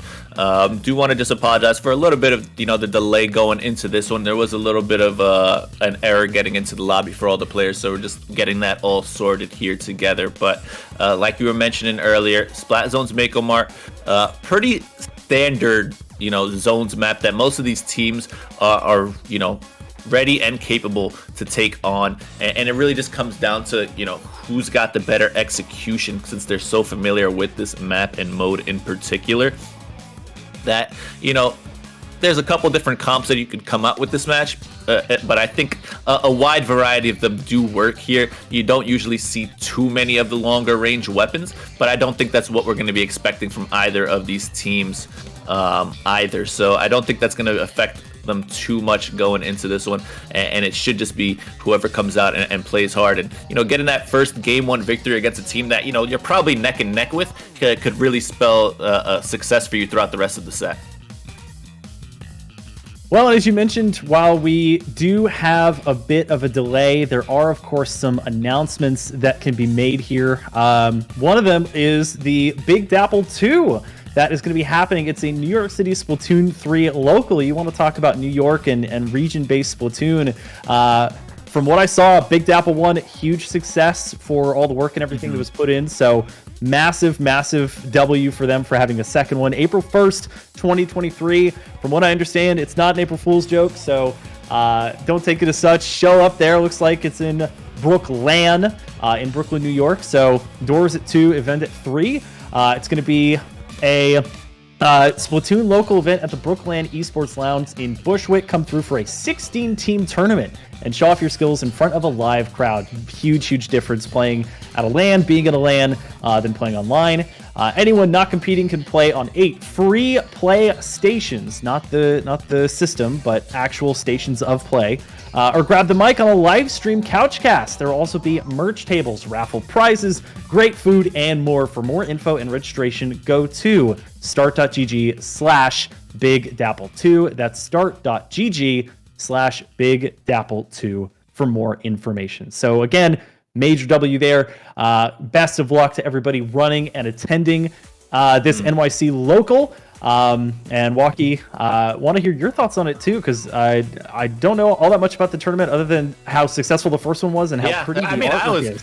As a native New Yorker, I did show up and head over to the first Big Dap, and I gotta say it was an amazing success. And you could see how much each and every tournament organizer, as well as the venue administration, really cared to put on a great event for everybody and really bring back some of that New York City local flair that we had in Splatoon 2 back right now in Splatoon 3. So it was a great event to be a part of. I don't think anyone went there and didn't enjoy themselves, so definitely consider going if you have the means to, of course.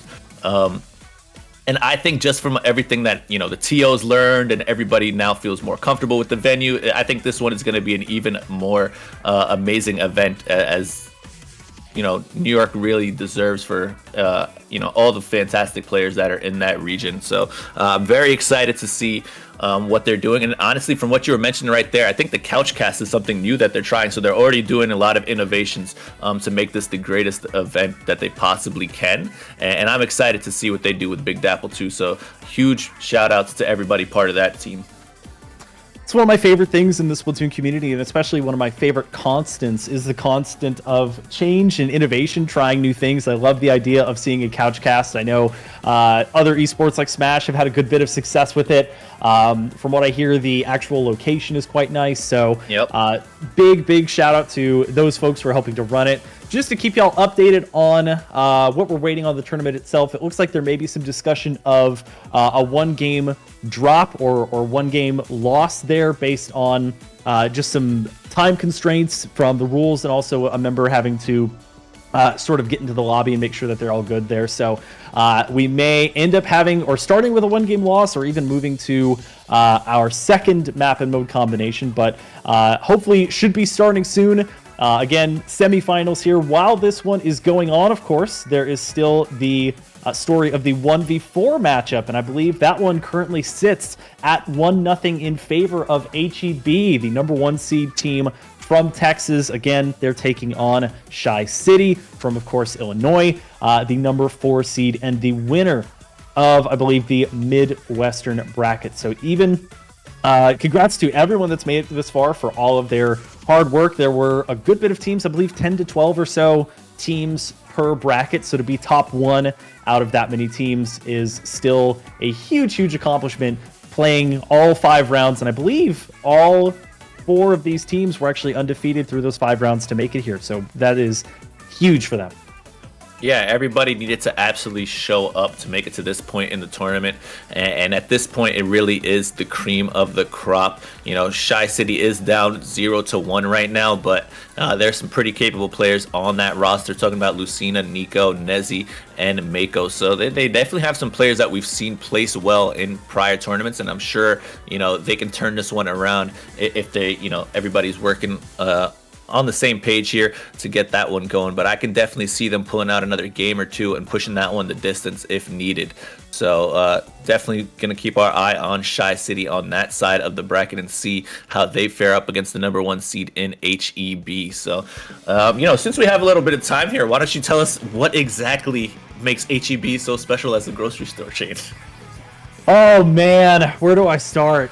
So there's, you know how Target has like Target, and then there's Super Target. HEB has kind of like a similar thing. They have regular HEBs that are more neighborhood style, and then they've got HEB Plus. So larger markets have, of course, bigger supermarkets that they can go to.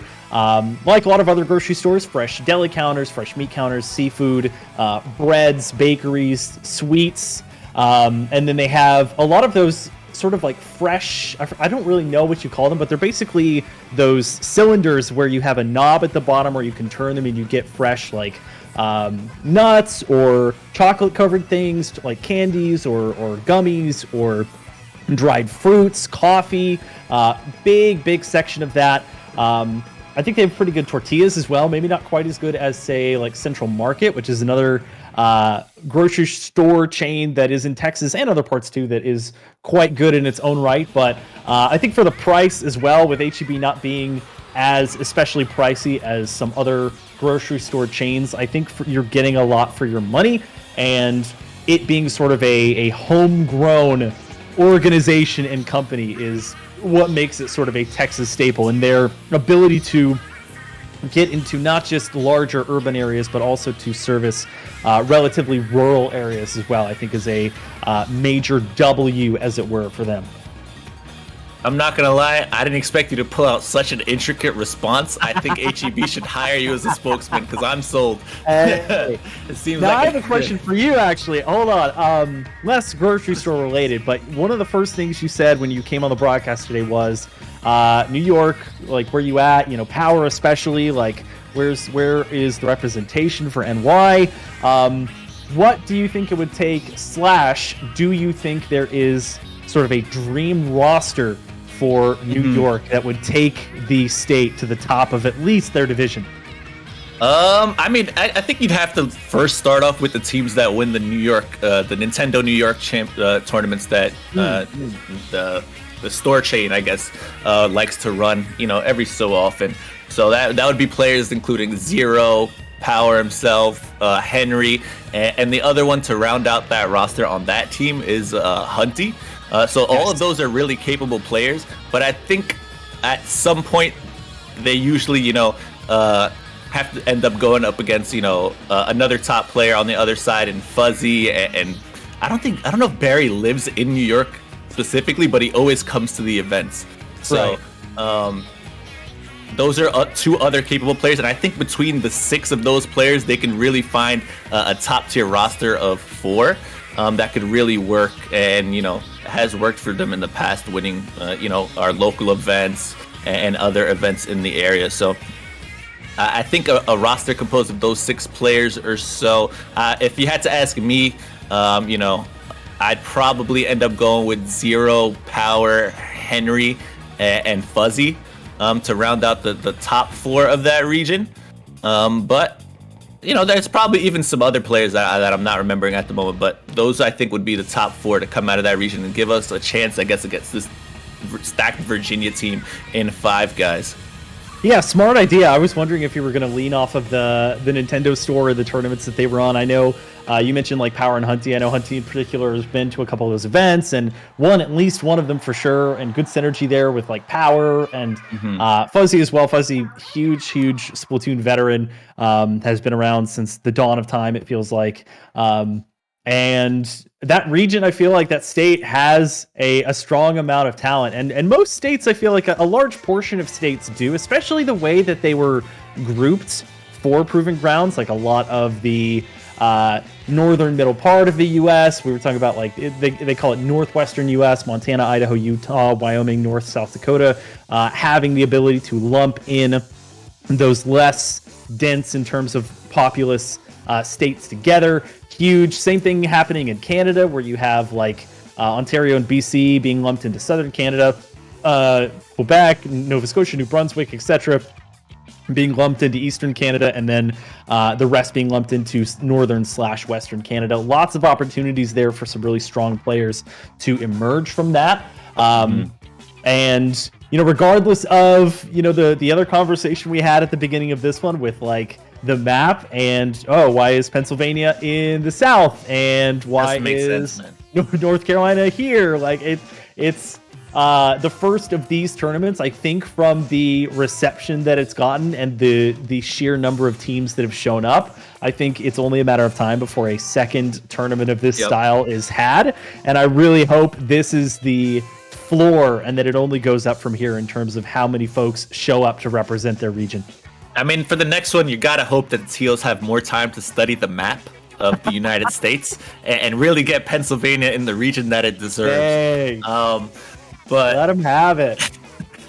Honestly, I was right about to say the same thing as this person in the chat. If you're not gonna put Pennsylvania in the southern region, at least put it in the Midwest, because like the western part of Pennsylvania kind of has same, I guess, cultural lifestyle to the Midwest more than it does to the South. So I would have at least put it in the Midwest if you were not going to consider it in the East. But they're saying that, they needed to make even groups. But I mean, when I looked at the groups, there were 2 teams from PA in the southern region, and there were 2 teams in Maryland in the eastern region, as well as 2 teams in North Carolina in the eastern region. So I think those could have been switched fairly easily, but nonetheless, I actually do have a confession to make about the teams that we're supposed to be seeing forward. I know I said I'm rooting for Five Guys, but I actually hate Five Guys. I don't think it's very good at all. I don't think it's very good at all, but I will say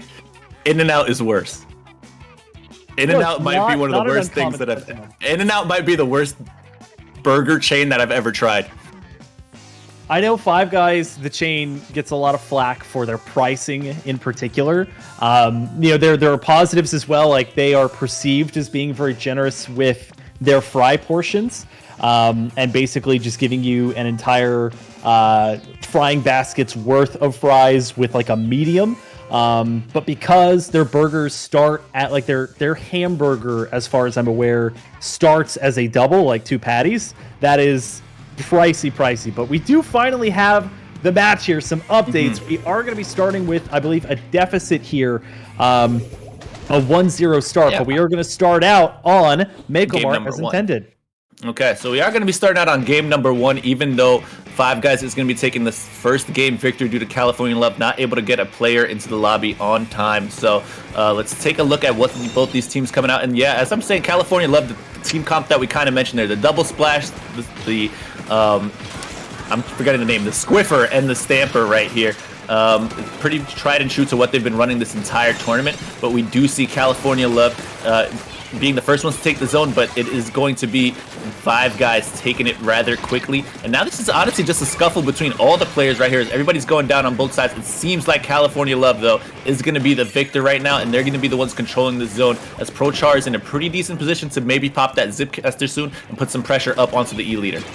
Yeah, the pace of play feeling so quick right now. Those specials getting popped immediately. Char are going to provide that distraction. Has a couple of folks in their sights. A flurry of burst bombs coming at them. They'll miss the charged shot, and they'll face off against the Crab Tank. Can they do anything about it? That armored form is going to help a little bit, but they're kind of stuck in a corner here, and they will finally fall to the amount of burst bombs going off that will help to allow and provide the distraction for Five Guys to claim the zone and get it all the way at least to 77. They'll continue on here despite the big bubbler coming out from Leotos now.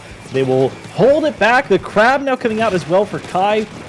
We'll see if they can get any picks using that alternate fire. They'll find the chip shot onto Sleepy, but for now, losing 2 members followed by Kai, that's going to be a held zone for Five Guys and a very strong start for this team. Yeah, right now they're in a good position to hold even longer, as well as they do have 2 specials at the ready. The only special on the other side is going to be that Zipcaster coming in from ProChar, and I believe they did pop it. So ProChar is right now in the background trying to get some pressure onto Locke and the remaining members of Five Guys right here, but it doesn't really work out too well for them. They're going to be throwing that Booyah Bomb onto the zone as well to kind of keep themselves in a good painting position. But no, it is going to be flipped to California Love. A very timely zone cap right there. Otherwise, this would have been over pretty quickly. Yeah, hard to face off against the double Crab there. They're having to expend both of those specials just to keep their hopes alive. They actually lose their other members, the Squiffer and the Splatana, while that's happening. Kai just barely avoiding the E-leader shot as well. And they will get the penalty on. They'll finally start to tick away at it. Five Guys will. The pressure still constantly on the zone. I don't think these members here have really strayed too far back from behind their zone. Kai now and popping it with Jared is both Crabs, and they're going to need him to get control again once over the zone. More than half the time gone by. It feels like this match compared to the last one that we saw in round 5 going a lot quicker with a lot more hectic action from both of these teams. Yeah, right now it is going to be California Love in control. Actually, Five Guys rather in control of the zone. 2 members down on the side of California Love. We do see Kai going for the shark, but is going to miss the shots onto the squid, riding on that Crab Tank right there. And that's just going to be them forced to back out. But luckily for them, the Crab Tank wasn't able to get too much damage done, and that's going to be them capping that zone right back. But 2 members are down once again, and it always seems like once California Love gets themselves into a decent position, 2 members are going down. They're not able to hold for very long, and that's why Five Guys have been able to maintain such a strong lead.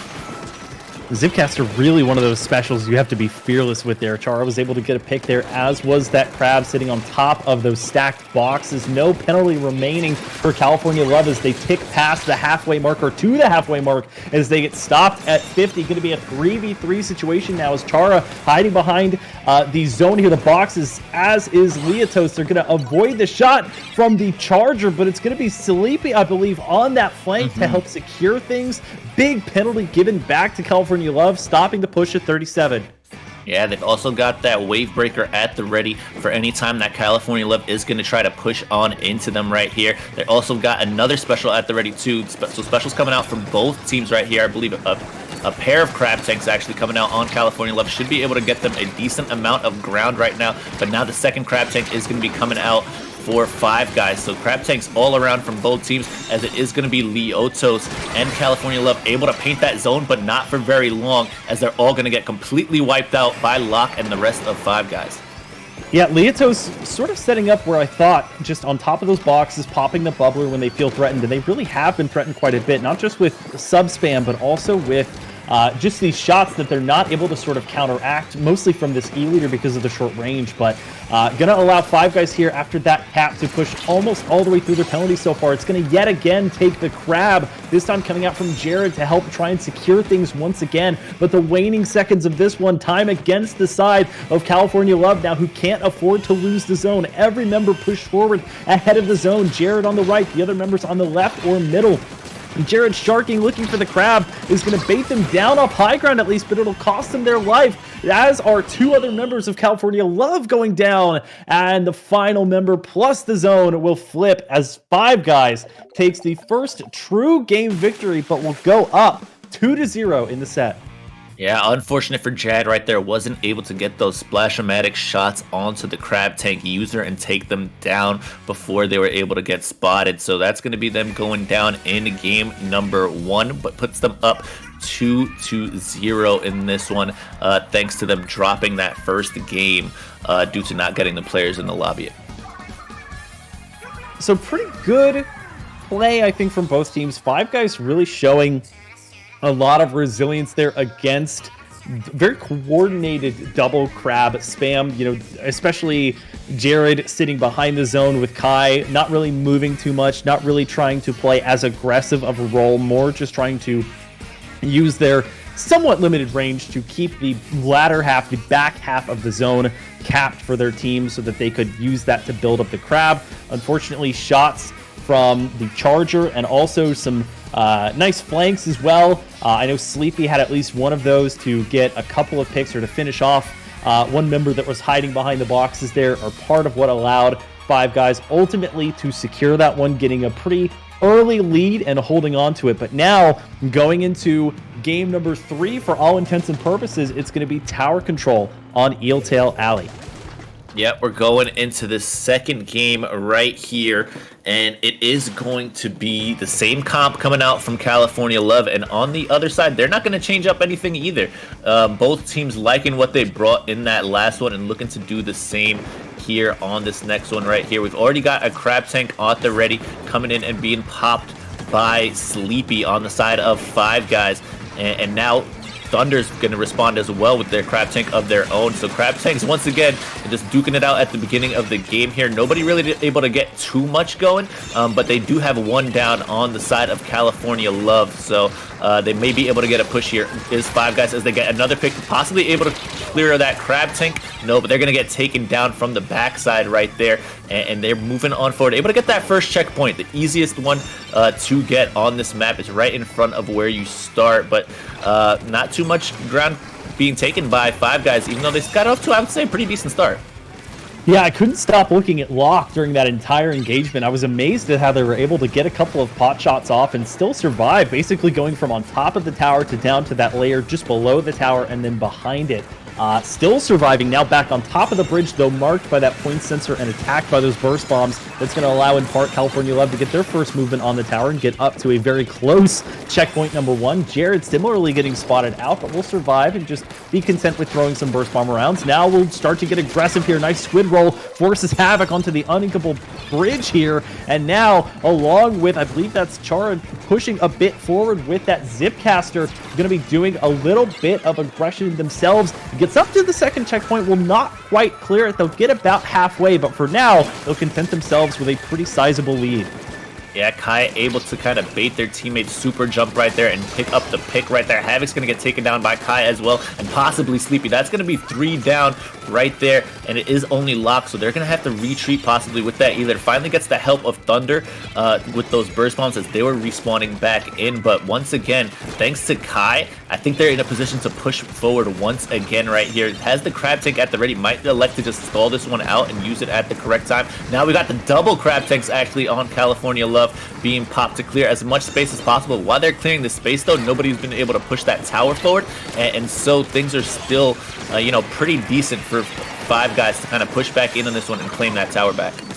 There goes that Zipcaster once again. The big bubbler also going to come out here from Leotos. That's going to allow them to get back to the second checkpoint. They'll extend their lead as well, and with it cleared, they will not have to worry about it any longer. They've also gotten 2 picks on anything longer range than a Splash-O-Matic, so really doing work now it's Kai's turn to get onto the tower and use their special. Prochar looking for a couple of burst combos there. They'll find 1 pick on the Havoc. There's the second, looking for the swipe to take out Sleepy or the Charger, but they won't need it. Nice job there. 5 guys unfortunately pushed all the way back into their spawn, not able to provide a response, and California Love comes roaring back to take a game in this set.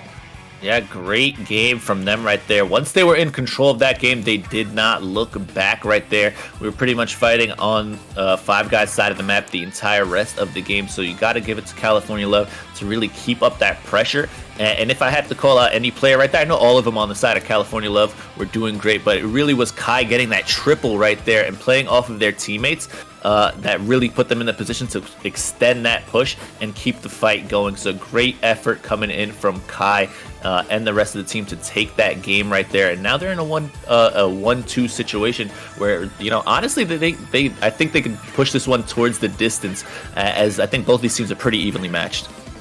Yeah, honestly, on that push, I would say the cycling of specials from California Love was pretty close to perfect. Chara, of course, kind of able to do what they want because they have the Zipcaster. They can just be aggressive, push forward, be a distraction. But the chaining of the bubble from Leotos as soon as you get close to that second checkpoint or feel that sense of danger right into the crab is phenomenal. It allows you to keep your longest range because Leotos, of course, on that Squiffer is not going to be able to outrange that E-Leader. So you have something that can just be a turret almost, or a machine gun, as it were, to push the members of 5 guys back. And then once they're sort of lumped up like that near their spawn, there's not nearly as many avenues for escape.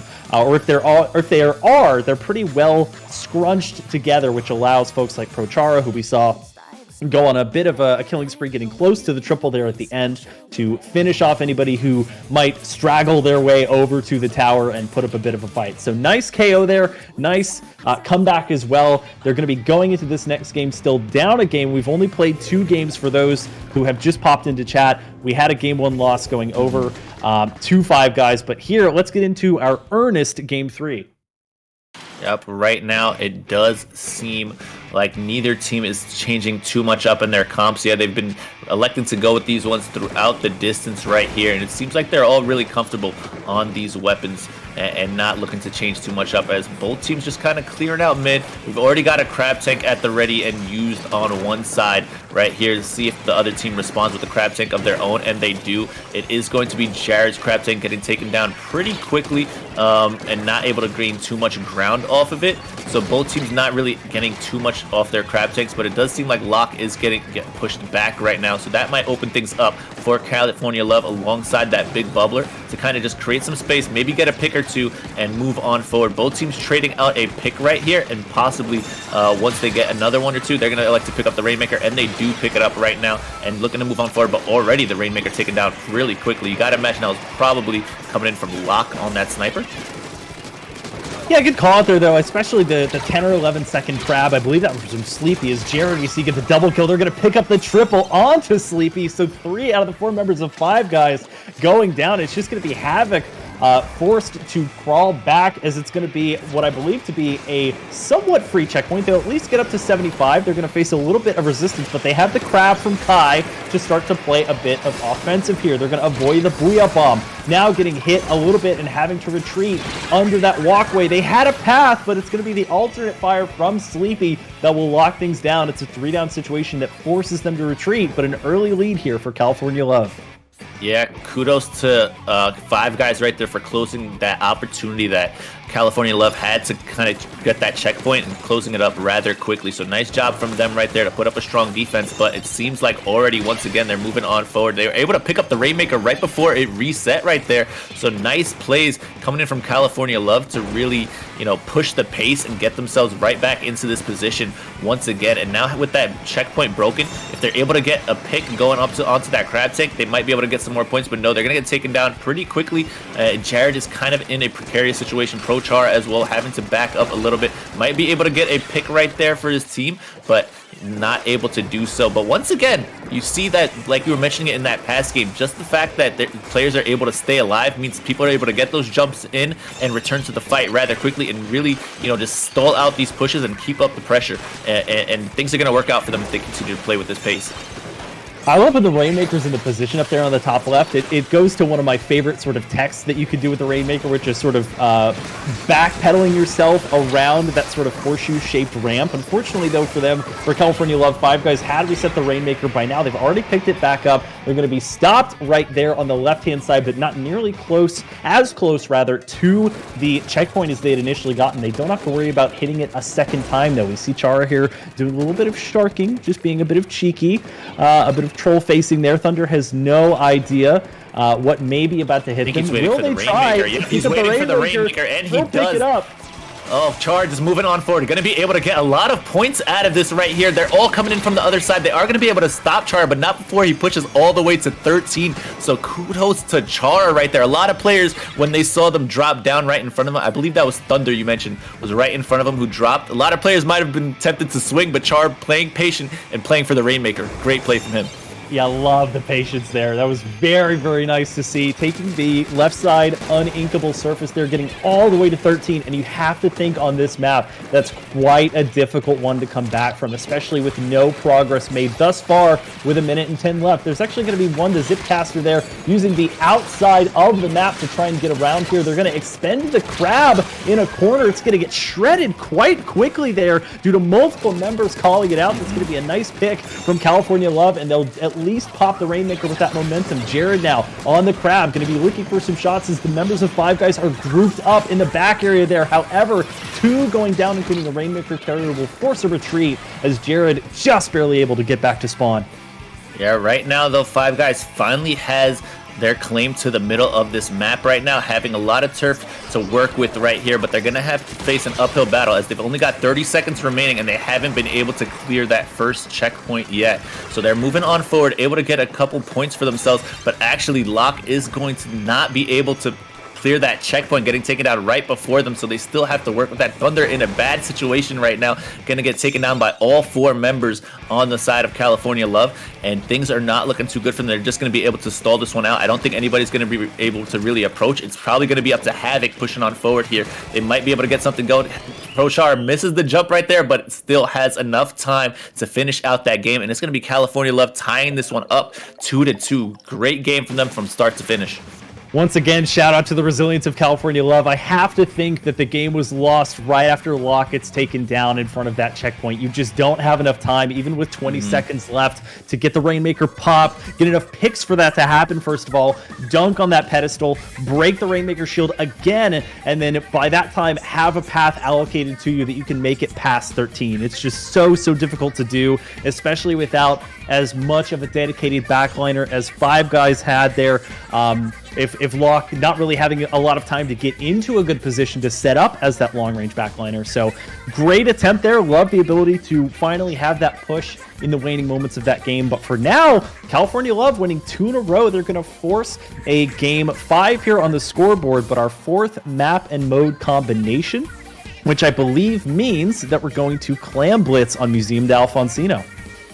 Yeah, you were mentioning earlier in the tournament that, Clam Blitz on this map is a pretty standard one that a lot of tournaments like to put in their map list. I think it's become, one of the favorite Clam Blitz maps just because, it's got everything that you kind of want. You need to push up into the enemy base. You have a lot of space to work with to get to that goal and also defend the goal. So I think it's a pretty standard map coming in on the Clam Blitz side. No changes on the side of California Love. No changes on the side of Five Guys. They like what they're rolling with once again, and they're going to see who's able to take this one in this crucial game number 5 right here, as both of these teams right now just clearing out mid, trying to get as much clams as possible before the first one makes the first misstep and pushes on maybe a little bit too far and walks right into the enemy team. We already see Thunder with the crab tank trying to clear out that right side, and it is going to be Leotos getting taken down right away, and they also kind of have a decent amount of clams to work with, so if they're able to clear up this plat, they might be able to get a push going. But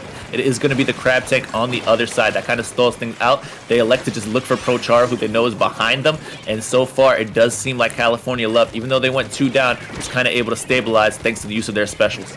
Yeah, you've heard of the Bash Brothers, but get ready for the Crab Brothers, as we had one left side and one right side to start that engagement. Thunder, who was the right side crab the first time, is going to retake that position here, being rained upon by burst bombs yet again. The Booyah Bomb going to aid in helping to force Jared into a rough position. Now 10 crabs being held, even after the break of the barrier, which will go first to 5 guys, but some good defense here. Kai on that crab, they'll take out one. We have Leotos looking for some more. One jumping out on the side of 5 guys. They'll get a few clams in here, but it'll be just up to 71 early on in this one as 5 guys takes the lead. Yep, Leotos and the members of California Love are moving on forward, but they don't really have the clams to really push for you just yet. Leotos recognizes that, gonna back out and try to collect some clams for their team. Now they're working with 11, a much better push. They also got that pity clam waiting at their goal if they're able to get something going and get a jump back into the rest of the team. So they have the makings of a good push in terms of clam amount. Now they just need a pick or two to move themselves onto the plat and get themselves in near that goal right here, but it is going to be Sleepy and the rest of 5 guys pushing them on back, and so far no team really able to, you know, get the pick needed to kind of push in on the other. Gotta say, I loved watching the engagement between Chara and Sleepy because it was kind of a dance in a way. You had like alternate fire from the crab, heavy swipe from the Stamper, alternate fire, heavy swipe, and finally it had to end. But now we're still sort of in the neutral game. 16 clams though on the side of California Love, and they lose for 5 guys more than half of theirs, and they lose 3 members as well to California Love's 1. So this could be a huge opportunity. Breaking the barrier, they still have the big bubbler as well, and the power clam, which was held by Leotos, getting dropped somewhere. Do they have any momentum? Chara, the last one alive. Great defensive effort here by 5 guys. That could have been incredibly dangerous with the amount of crabs that California Love held. Instead, nice defense, and the lead kept by 5 guys. Yeah, you saw Leotos try to throw that power clam up to Jared, who was just on their plat, the only remaining member of their team up there, but unfortunately Jared gets taken down before he was able to pick up that power clam, and that meant the end of the push right there for California Love. But nonetheless, they've kind of shown some signs of life near the end of the middle of this game now, and now they've been the ones on the offensive for the past minute or so, so they're looking to make another push happen right here. Got 2 picks already. Prochar is going to be popping that goal, taking the lead for their team as well, and with that big bubbler, that's going to mean that they have a lot of safe space to work with right here as they clear on this plat. No more clams at the ready, but they do still have the ability to move on forward. Somebody did pick up the pity clam. They're going to jump in. It is going to be Prochar throwing that one in right there. That's going to be a strong push, and Jared actually still has a clam, able to throw that one in before getting taken down right there. So now they do have possibly an opening for 5 guys to move on forward and end this push right here, but that was a really strong push coming out from California Love, and possibly a game-winning one at that. Yeah, fool me once, shame on you. Fool me twice, well, you're not going to, because we're going to get the pop of the barricade on the second try. And I think Leotos, a big catalyst on that one on the bottom part of your screen, winning the Charger duel against Locke there to secure, taking out a lot of that long-range pressure. It's going to be 16 crabs now in favor, or held by 5 guys. They're going to lose a good chunk of them, but they do have a power clam at the ready. It's going to be Havoc all the way in the back of your screen, charging up that Booyah Bomb. It's going to force Kai back, but not result in any picks, as we are under a minute left. Multiple power clams held by 5 guys as they are looking for the comeback. Chara trying to take at least 1 member out with the last little swipes there, and they'll get locked. That's a pretty large pick as we see Chara getting back into the action in a pretty 5 guys dominated middle portion of the map. Looking for another pick there on the other large crab, power clam holder here, as they are marked on the map, but Sleepy going to be able to take them out in a trade, and it looks like this push may not be over for 5 guys. Yeah, I think they're just trying to pop that goal right there just to make sure that, you know, force themselves to have that goal open during overtime and really stall this one out for 5 guys. But 5 guys now has 2 power clams at the ready. They have control of mid. Do they have the specials? Yes, they do. They have 2 at the ready right now, but unfortunately though, the Booyah Bomb is going to get taken down, and they only have those crab tanks to work with. Clearing out a lot of space are the crab tanks, but they're already halfway down the timer into overtime, and that's going to be Locke getting taken down. There's only 1 remaining member. They're able to pop the goal and extend this, but with a full wipeout, you got to imagine that's the end right there. Yeah, nobody to jump to, no beacons, no big bubblers on their team. They've got nothing to work with except to desperately try and get out of their spawn. Clam Blitz is infamous for having long overtime, but it's just not that long as they need it to be. And California Love with an effectual reverse sweep here as they start down 0-1 with the one-game loss, lose their first true game, and then take the next 3 to advance to the finals here in Proving Grounds Region Rumble. Yeah, very strong set coming in from California Love, as you know, past that first game that they lost, on Splat Zone's Make 'em Art, they were really the ones in the driver's seat for the majority of the match. We talked about, once they got control in Eel Tail Alley, never really looked back. We were just fighting on the other side of the map. Same thing for Undertow Spillway. They were in control for the majority of that game, and Prochar with that expert shark to move on and get this team a very significant lead. And then on this last one as well, yeah, it was a bit back and forth at the beginning, but once again, they were able to make a really strong push that Five Guys just really wasn't able to counter. And so California Love, with 3 strong games in a row, able to take this set and move themselves on to grand finals of this Region Rumble, where they're going to meet the powerhouse in Texas. Yeah, the seeding from Proving Grounds, one of the hallmarks and jewels of IPL's relative crown, remains intact here as California Love defends their number 2 seed in this top 4 to defeat Five Guys 3-2. And as you mentioned, they will move on to take on the number 1 overall seed HEB, representing Texas, who picked up a 3-1 set win over the number 4 seed Shy City. There is a 3rd place match that will be going on. I don't believe that it will be streamed. I think we'll be going straight into our grand finals here in just a bit. But big shout out to Shy City and also to Five Guys winning their divisions as they move on to see which will at least get a little bit of bragging rights over the other region and other state. But this is going to be a true battle of titans between the number 1 and number 2 overall seed. Yeah, and I mean, we talked about some of the players that were on HEB earlier, but just to reiterate just how strong of a team this is, we're going to take a look at the rosters right here. You got to imagine people recognize these names. Bagel and Biscuit of Starburst, the number 1 team in North America, some think the world. So you got that going from, they got Madness of Seafoam, Son of Sayonara, and then Juan of Destiny Bond. So this has, basically the three of the top maybe 4 or 5 best teams in NA. All their players are on this roster. Somehow all of them just live together in Texas, and this is a pretty strong lineup that they've been able to bring out. But California Love, those last 3 games, man, they looked really strong and dominant, and I think they really do stand a chance going up against HEB. Yeah, not gonna lie, being a Texan myself, I got to admit Texas does finish second in a lot of things. Second in landmass to Alaska, second in population to California. But HEB is a team hoping not to come second today in this grand finals or overall finals between themselves and California Love. And you mentioned just how stacked the HEB roster is, but we've also mentioned the patience, resilience, and timeliness of this California Love roster, with Leotos using that Swiffer to strong effect there. We've seen a number of big bubbler weapons today, including the Blaster and the Zimmy, but showing off the Swiffer as being a viable alternative as well.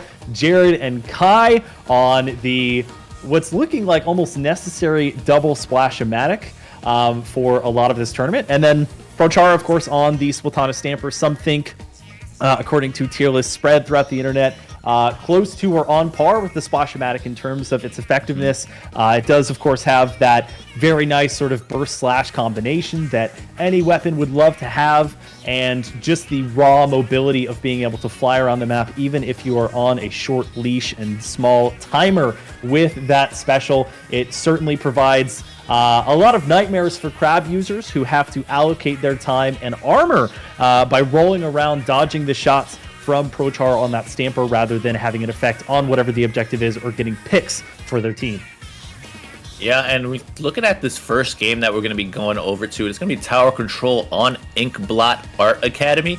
And I think this is a map that could kind of play into both of these teams' strengths if they're able to execute their game plan well. Obviously, on a mode like Tower Control, if Trollchar is able to get past you with that Zipcaster, cause a lot of havoc in your base, that's going to open up things for his team to move up onto your plat on Inkblot Art Academy, and also, you know, secure those checkpoints while you're being distracted from behind. So definitely could see that come into play here. And then we've also seen, like you mentioned, Leotos hasn't really switched from that Squiffer, so that's going to give him that big bubbler special to move past those checkpoints that we've seen him use time and time again to really clear those checkpoints with ease and allow themselves to get those past those points safely. So I think on the side of California Love, they have a comp that could really work here. And on the side of HEB, you know, you got to imagine that they're going to be bringing out similar things. You got to think that they're going to be bringing out maybe some splashes, possibly sloshing machines.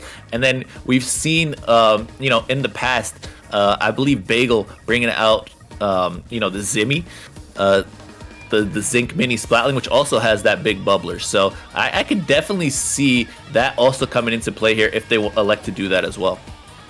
Yeah, and you mentioned Tower Control Inkbot being our starting point. We're also guaranteed to see Rainmaker on Scorch Gorge, which always ends up being quite hectic. It's sort of that mad dash up what ends up being a very large ramp to the right-hand side.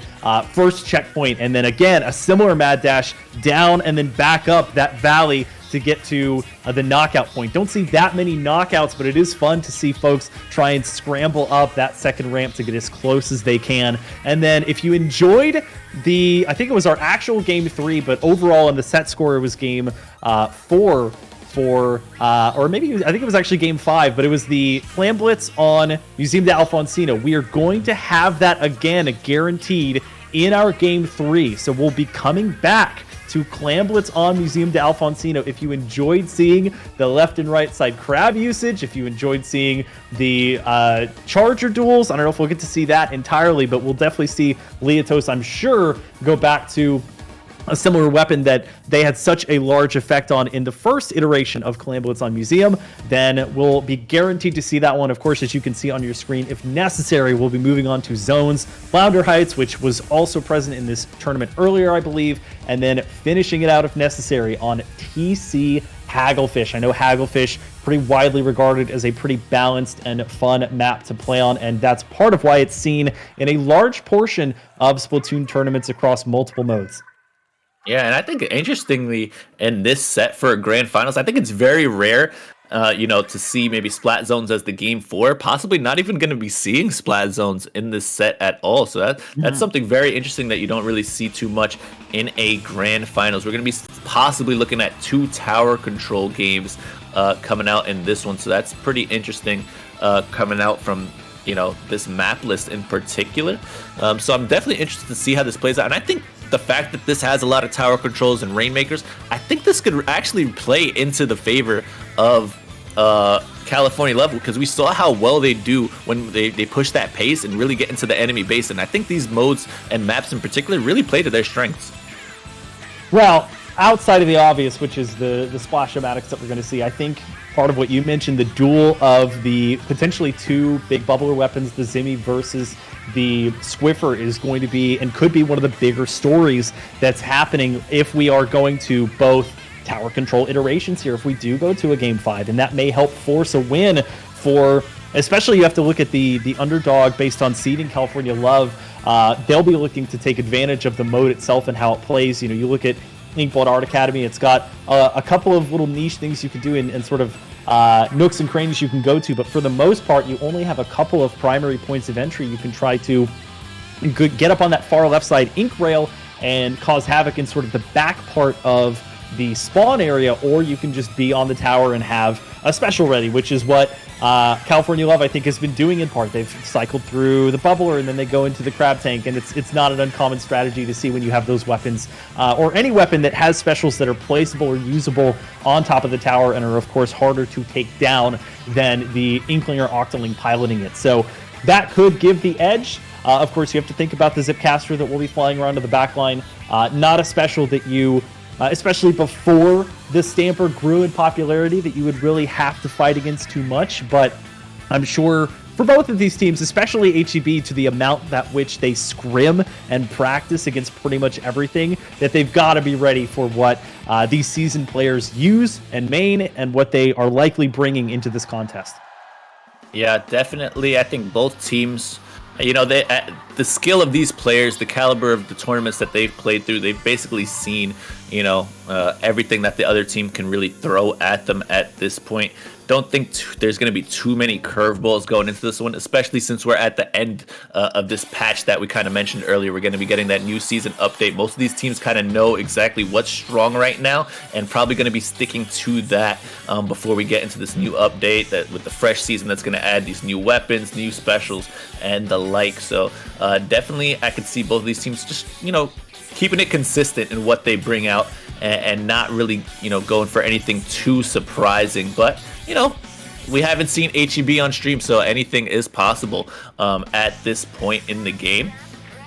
And I'd be very interested to see what they're able to bring out, what comp they've been running this entire tournament as we get into game number 1 of Grand Finals. This is Proving Grounds Region Rumble right here, and it is going to be an interesting pick coming out from Bagel. I believe that is the big swig roller. The second time we've seen it on this map, and the 3 splashes to follow. So very interesting pick coming out from Bagel, but maybe, players know something that we don't. They like to bring out big swig on Inkbot Art Academy. Well, I certainly know that there were folks in chat guessing at the amount of splashes that we would be seeing. So for those of you who guessed 5, congratulations. But going to be California Love actually taking the tower first. They will lose their Zipcaster pretty quickly, as well as 3 out of their 4 members. So it will be short-lived. But for the moment, they have gotten the lead. Bagel going to be using that ink bag. It's not a bad special to have on tower control. Of course, it is something that you can use, and you have to position yourself quite carefully, but those incoming shots from the crab tank, if it becomes a problem, if you have the ink vac available, it's something that, especially in some of those tight corners where the crab can only try and use that alternate fire, you can get a pretty sizable shot with that ink vac. Now, of course, HEB taking back the middle of the zone quite heavily. Basically a 3-down situation forced yet again, and here comes Madness trying to lock things down as they get to that first checkpoint.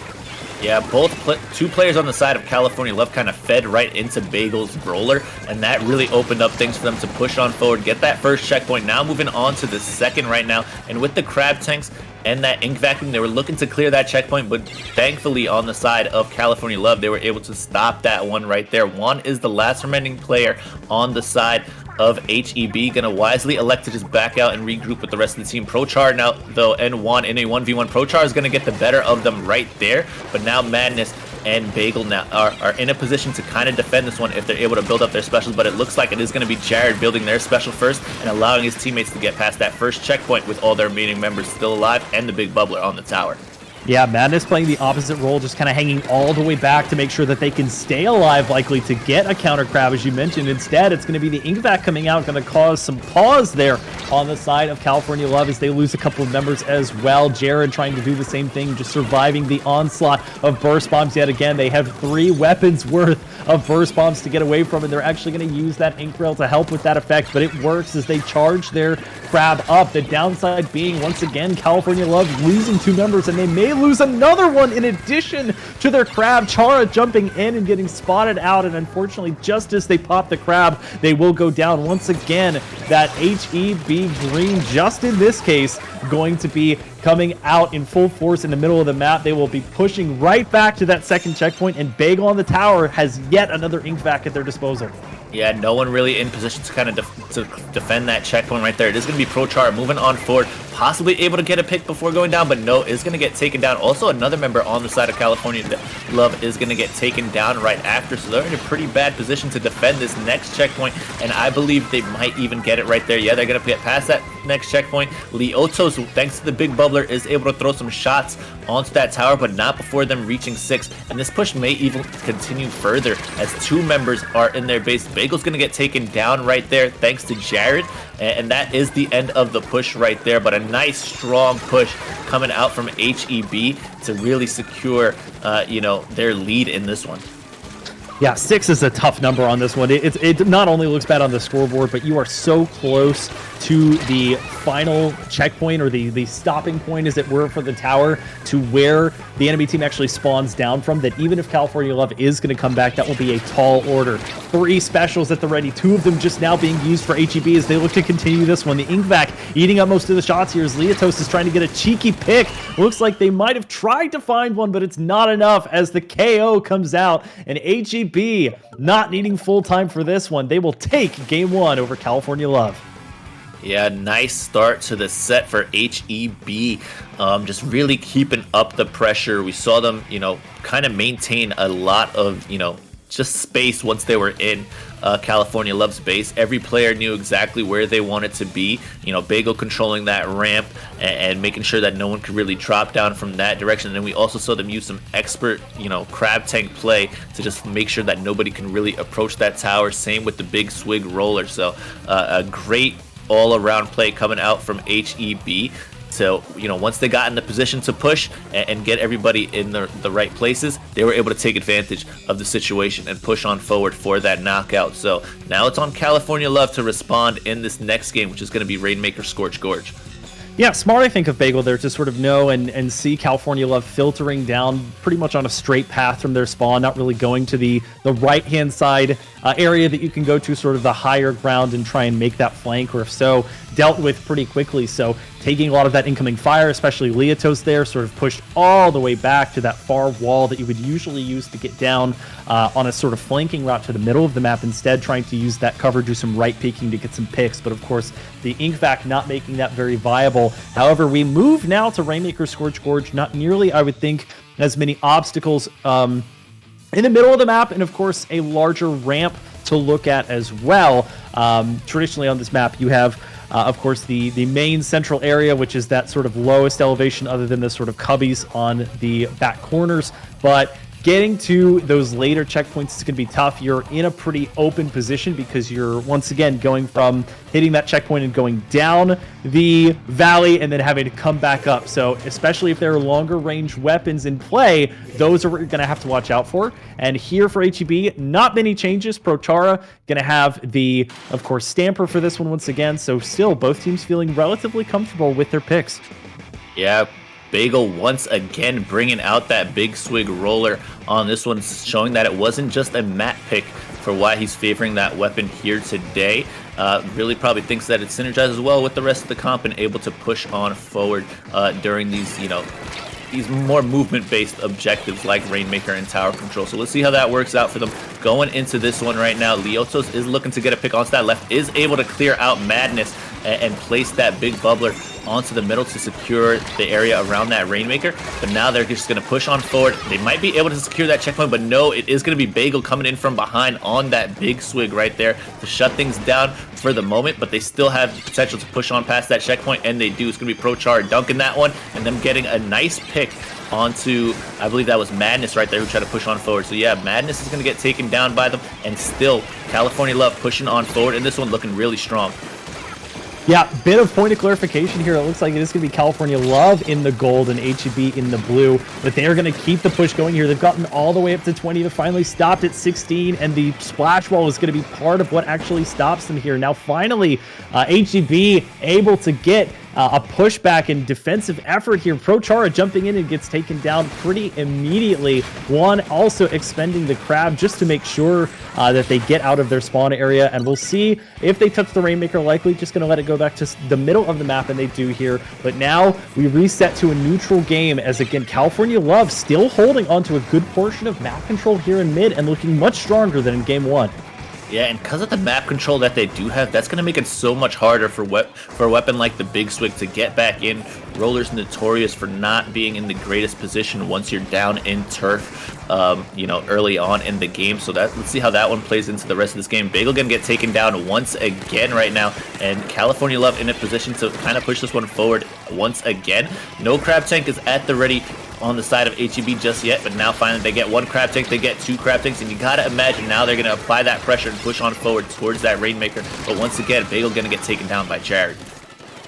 Jared pushing that one to the extreme, getting all the way to the edge of the map here. Biscuit just going to make sure that that bubbler once again gets taken down. Of course, As we mentioned earlier, the functionality of being able to jump to it, mostly unforeseen, instead of jumping to one of your players and having that marker down there. Stealth jump only somewhat helping with that, but it's going to go back to more of a neutral game as HEB trying to get set up here and look for a path that they can use to push forward here. They're looking for the burst bombs, not only to get some damage, but also to charge that crab, and here it comes for Biscuit. It's not going to be quite timely enough as they lose Bagel on the Rainmaker itself, but they will find a counter pick as we see another one go down. That's going to be Leotos on the Swiffer there. Biscuit still once again trying to paint a path here for anyone that can pick up the Rainmaker to go to, but California Love playing some strong defense here.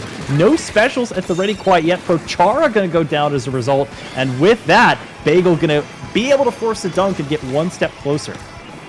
Yeah, but two are going to get taken down by a bomb, I believe, from California Love. So that kind of clears out that area and allows them to move on forward. Madness going to get taken down. Juan, the last one, as well, gets taken down. Prochara already moving the Rainmaker over to this right side, and now the rest of the team joining them there.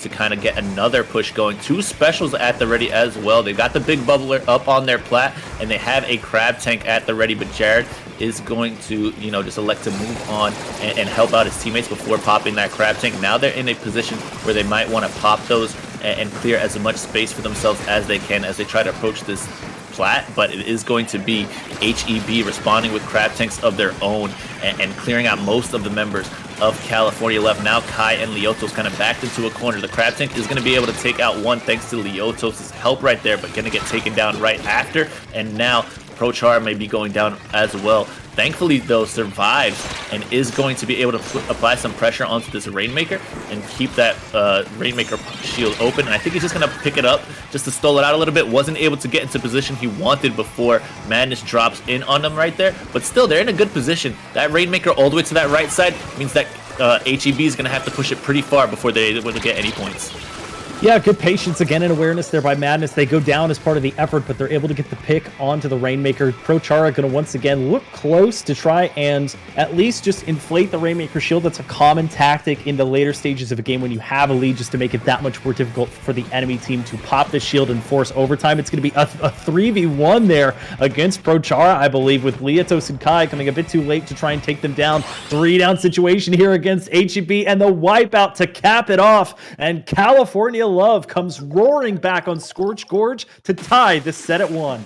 Yep, nice plays coming out for them. Textbook offense early on in the game to secure a nice strong push. Everybody was working on all cylinders to really make that one happen and keep up the pressure, and they were never really able to respond during those pushes was HEB. And then on the defensive, they knew exactly where they wanted to play that Rainmaker, keep it on the right side, keep it on that little that little drop down, force the enemy team to come in and try to make plays around that area and just pick off anybody who dropped down one by one. And it really worked out for California Love going into that one. Great plays from them all around as they're able to secure game number 2 and tie up this series 1-1. And I think the momentum continues to swing in California Love's favor here based on their composition and based on their performance in their last set on this exact map and mode combination we're headed to. Clam Blitz, Museum de Alfonsino. You have the double crab. You have the big bubbler with the Swiffer who can provide you that short term relief here and get up on top of that high ground to play somewhat of a backline role here, while Prochara again attempts to build up that Zipcaster and wreak havoc on the members of HEB. You have a barrier that's not too far off though from the spawn point, but with 3 out of the 4 members in these last 2 games running the Splash-O-Matic, unless they're jumping back to spawn with a crab built up or nearly built from the middle of the map, that's going to be tough to defend. So let's see if California Love can continue the momentum they built in game 2. Yeah, sticking it out with that big swig roller plus the 3 splashes on the other side. No changes as well. Both of these teams, once again, liking their comps and thinking that they can win, regardless of the map mode with these comps in particular. So far, it is going to be most of the members of California Love moving in and claiming turf in the middle of the map. But you got to imagine that HEB is going to be responding with some crab tanks rather quickly. And yeah, it is going to be Madness popping a crab tank right now and forcing out Prochara and Kai. and now HEB already pushed up onto their plat with 13 clams early in the game. This could be a pretty strong push right out the gate. I believe that was all 4 members going down. A little bit of a delayed wipe, and actually Prochar elected to go for a flank, so he's behind them, but not going to be able to stop them from scoring all these clams in. Yeah, HEB letting them feel the full force of their fury there as Madness scrambles away from the shots of Leotos there, is able to get out, at least for the time being. Bagel pushed into the back there trying to help against Kai, and Jared somehow able to jump out, but a strong first push here. We remember in this last set not seeing that many early strong pushes like we're seeing here, up to 56 for HEB in the first minute of the game. Now they're going to drop a couple though. Bagel going to get a couple picks though from behind that splash ball, showing just how nice it is, even with a weapon that can sometimes not one-shot there with the range. When you're sitting behind that splash wall pretty safely, even crab tanks have trouble sometimes taking them out. Yep, right now it is going to be California Love clearing out most of the middle of the map and claiming as much turf for themselves as possible. Jared going to be missing that squid jump right there onto their plat, but just going to regroup with the rest of the team here on the right.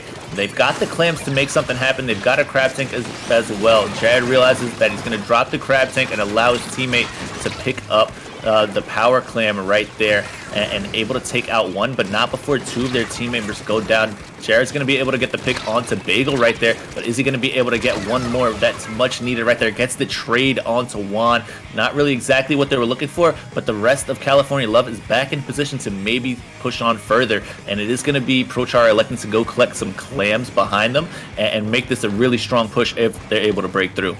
Yeah, sometimes the trade is all you can hope for there. Nice play by both members of those teams there, and Splash-O-Matic users to sort of play their angles correctly and the extent of their ranges here. Leoto's going to be holding on to that power claim, trying to get a couple of picks. They do find one onto one of the Splash-O-Matics here, so they have the big bubbler. They're going to pop it in front. Let's see if they can find any picks that way. Leotos instead just opting to get the first break against the barrier, and that will help them out. A few clams that are being held by California Love, but they lose another one in addition to Leotos, and with one on that crab tank, they will opt instead to back out and get a little bit of that deficit pushed away. So with just over 2 minutes left, it's back and forth so far. HEB with a strong start in this one. Now California Love, it looks like, gonna have to go back on the defense.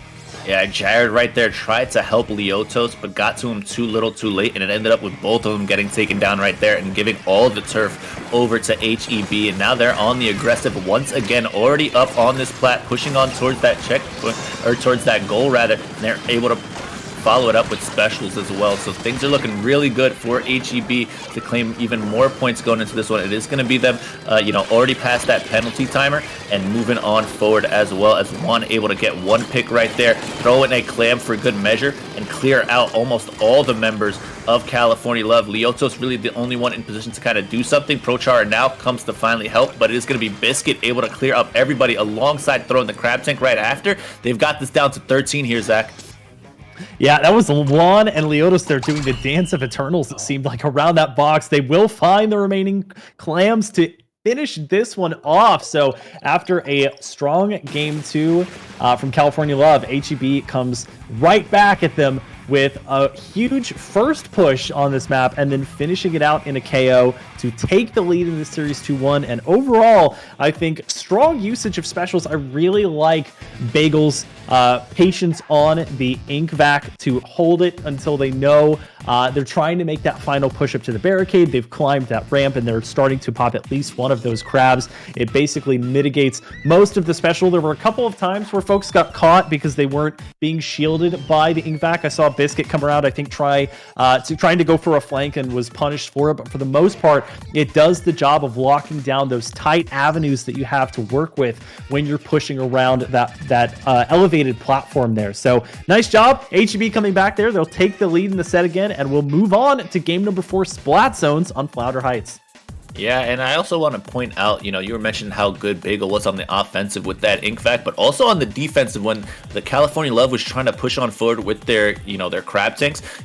He had the ink vac at the ready, able to respond, and absorb most of that crab tank and not really allow them to push on forward and create space for themselves that the Crab Tanks really love to do. So excellent play coming out from Bagel right here as we move on to game number 4. And also, I do want to point out that somebody in the chat mentioned that apparently the reason that Bagel's using the big swig roller is because somebody offered free art to anybody who wins with 3 splashes and a big swig roller.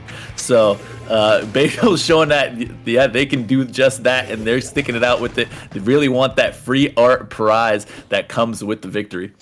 This might be the game where it happens. They just need one more game victory to close this one off. It's going to take 2 in a row for California Love to claim the set away from HEB. And as we go on to a 2-zone map here in Flounder Heights, returning from Splatoon 1, Jared going to be using that elevation or unequal part of the wall to get up with the Crab Tank and try and do some damage here, but for the most part, nobody claiming control over both zones quite yet, nor are they going down. And I also want to point out, we have from California Love the Octobrush, something we haven't really seen yet, and something that doesn't come up in competitive play too often, but it is certainly another weapon that has a pretty interesting kit in the Suction Bomb, one of the most devastating bombs in the game, and of course that Zipcaster, which we've already seen a lot of from Prochara. Yeah, and I think just switching over to that, Octobrush is, once he's in control, look, Prochar is able to throw up so much ink from up above. So once they're in control, it's going to be really hard to take back ground on Prochar's Octobrush right here. And really just, hard to push on forward into that. So right now, California Love is going to be controlling the zone, and HEB looking for an opening right here. They do have one special already at the ready in that ink fact. I believe they did pop one Crab Tank. Now they popped the second as well and have a third one at the ready any second now. But Prochar is going to be popping that Zipcaster. I'm surprised they did not die to the Booyah Bomb. I feel like that Crab Tank was straight up in it right there. But Juan is going to be able to survive, and now HEB does have a position to possibly move on forward, as it was a 3v3 situation, but no, that's actually going to be a full wipeout, and honestly, this could be the end of the game right here. I don't think they're going to be able to move on forward right there and really, contest both zones in a timely manner. They have a little bit of time to move on forward. Madness is spotted out quickly by Jared. Madness gets a couple shots onto Jared right there and just elects to back out, but things aren't looking too good right now if you're California Love, because the zone is being pushed right back, but they pushed it all the way down to 3. That's a pretty damn strong push, but the hardest thing on this map is kind of reclaiming ground, and now that HEB is in control, this could really be a strong push coming out from them if they're able to make this happen. Yeah, I have to argue, I think I would have been a doubter there as well. Madness drawing a lot of the attention away from the other members of HEB, sort of forcing their attention to the right-hand side instead of where the rest of the members were coming back from spawn. So maybe that allowing them to climb up those center and left-hand side walls to give them the large penalty. But even with that, it's going to be a very uphill battle for HEB here. Kai trying to stay alive and dodge around the shots. They'll settle for an assist against Juan as they go down. That zone getting painted back for California Love, so they'll start to chip away little by little at their penalty. Char will fall as Bagel is going to make use of that ink back. A medium-sized shot there is going to actually help with the pick there onto Leotos as Biscuit taking credit, and they will push back, turning around to get the hit onto Kai as well. Nicely done to make sure that they have nobody attacking the zone, and for now, that's going to be HEB getting through their entire penalty. Yeah, they got past that penalty, and they're in complete control right now. California Love needs to find some type of opening, but they just keep getting taken down 1 by 1, 2 by 2 right now, as once again they were down 2 members right there. The Crab Tank is going to be popped to throw some pressure onto the zone, but with no follow-up, you got to imagine that that's not going to really do too much. Biscuit now has the Crab Tank at the ready, going to be able to defend that ramp. Prochar coming in with that Zipcaster. They elect to go for the back zone and kind of put some pressure onto the other one. And now it's a great push, honestly, coming in from California Love. The Zipcaster to push onto the back zone, force everybody behind there, the Booyah Bomb on the front zone, and it just forced HEB to look all around and not really know where to focus, and that allows California Love to claim both zones and reclaim, these rooftops. Yeah, it's a similar strategy, I think, to what HEB used to get back into the game in the first place. California Love putting half of their attention on one zone, half on the other. The Zipcaster, of course, being a huge distraction and getting them away, and sort of the Booyah Bomb, the placement of it, just doing enough chip damage to force the last remaining member, Biscuit, down from on top of that plinth. But for now, 45 seconds remaining. It's going to be one crab down. Bagel trying to get the flick there onto Prochara. It's not going to be enough. They'll look to be charging up their Zipcaster. No specials currently online for either team, as the big swing coming back from spawn here in the last 30 seconds. Char just barely able to get out of there alive, and now it looks like they may go on a flank. They're very close to that Zipcaster. They have it, but they go down to madness. They're going to lose Leotos as well, and with 20 seconds left, it looks like HEB will grab the zone and will push away at their penalty, which may force overtime. Yeah, right now we are going to be probably going into overtime like you mentioned right here. Crab Tank, though, is going to be popped by California Love to create as much pressure onto these rooftops and allow their team members to move on in. Prochar, you see him moving in with that Zipcaster over on our right side right here, and he's going to be able to get a pick for it, but two of their team members are down, and with Prochar being forced back to his jump spawn, not going to be able to claim those zones right there, and now Leotos is kind of forced to throw up as much ink as they can. That Booyah Bomb might be able to stop it, but no, everybody just on the side of HEB able to put up a lot of paint and really force California Love to just not able to put up the exact amount of paint needed to at least stall out that first zone as they approach that second one. And that's just going to be HEB taking game number 3 and the entire set and tournament. Region Rumble, Texas reigns supreme here as they're able to take the entire thing here today. Shout out to my home state of Texas. Very proud. Of course, the competition and the level of play coming out from the state is insane. Huge congrats to HEB on the win. But what a fantastic last game that was. The back and forth nature of it, where California Love getting so close to a victory in the middle frame of that one, down to 3, and then getting hit with that 70+ penalty. Even in the last few moments there of that overtime, having a couple of opportunities where, starting with the Booyah Bomb and then just the additional attention from the splashes, able to lose or help force control away from at least one of the zones, but not both zones of HEB. So something that can be an asset to you in the beginning or in part of a match can also be a liability, which is that inability to focus and get both zones at the same time, or have this not be a one zone map where if you're able to stop the whole thing, you may have a chance at getting it much more easily than on a map like Flounder with how split apart those two zones are. And of course, Booyah Bomb not even fully capping or really even taking control, just barely taking control of one of those zones, not able to get 2 on there. So HEB holding strong, playing that defense, especially from the frequent flanks of folks like Prochara, as you mentioned, and the Crabs as well. Major congrats to them, and it looks like, if that story is true, they'll be getting their artwork. Yeah, I mean, you know what they say, every swig is bigger in Texas, and Bagel, swig is bigger than the rest of them is, I don't think anybody could have been able to do the things that Bagel was doing with that weapon, and really showed out here today why, it may not be the strongest of weapon types, but, in the right hands, it can still do a lot of work. And especially with teammates who support you with 3 crab tanks, 3 splashes, it definitely can work, as we just saw right there. Great showing from everybody on the side of HEB representing their home state in Texas. And, congratulations. We knew there were a strong team coming into it, and they showed exactly why that state has so many strong players. Just excellent play coming in from them. Yeah, that is going to do it for the most part for Proving Grounds for the Region Rumble here. Let's hope we get another iteration of this because it was so much fun. Would love to see more folks come out and represent their state or province. 50 teams around filing in for this one. That is a strong showing. Of course, regular Proving Grounds who should also join as well. Multiple formats for that one the next time that it rolls around. And don't forget too about the upcoming LAN in New York, the Big Dapple 2 taking place on April 1st, 2023 at Brooklan in Brooklyn, New York. Walkie, as a New Yorker, and for just the entire tournament, anything else to add for this and for the tournament itself?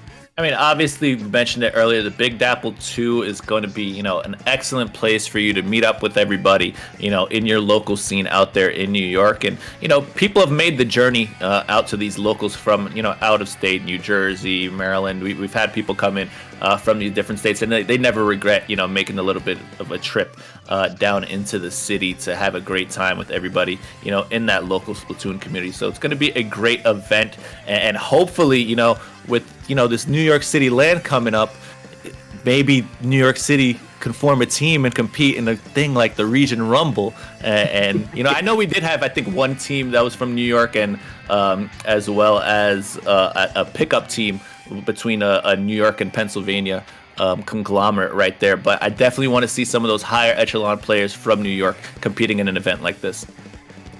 Well, thanks everyone for tuning in. Huge congratulations to HEB, and thanks to all of the attendees of the tournament for competing. Thanks so much as well to the TOs and to IPL Splatoon for hosting it. Make sure to stay tuned to IPL's Twitter and Discord server for more updates on multiple tournaments, including the Proving Ground series. You can find Walkman over on Twitter at Walkman_04 and myself at Shiny Hunter Zach on Twitter. But for now, that's going to do it. Thank you everyone for tuning in. This has been Proving Grounds Region Rumble. We'll see you next time.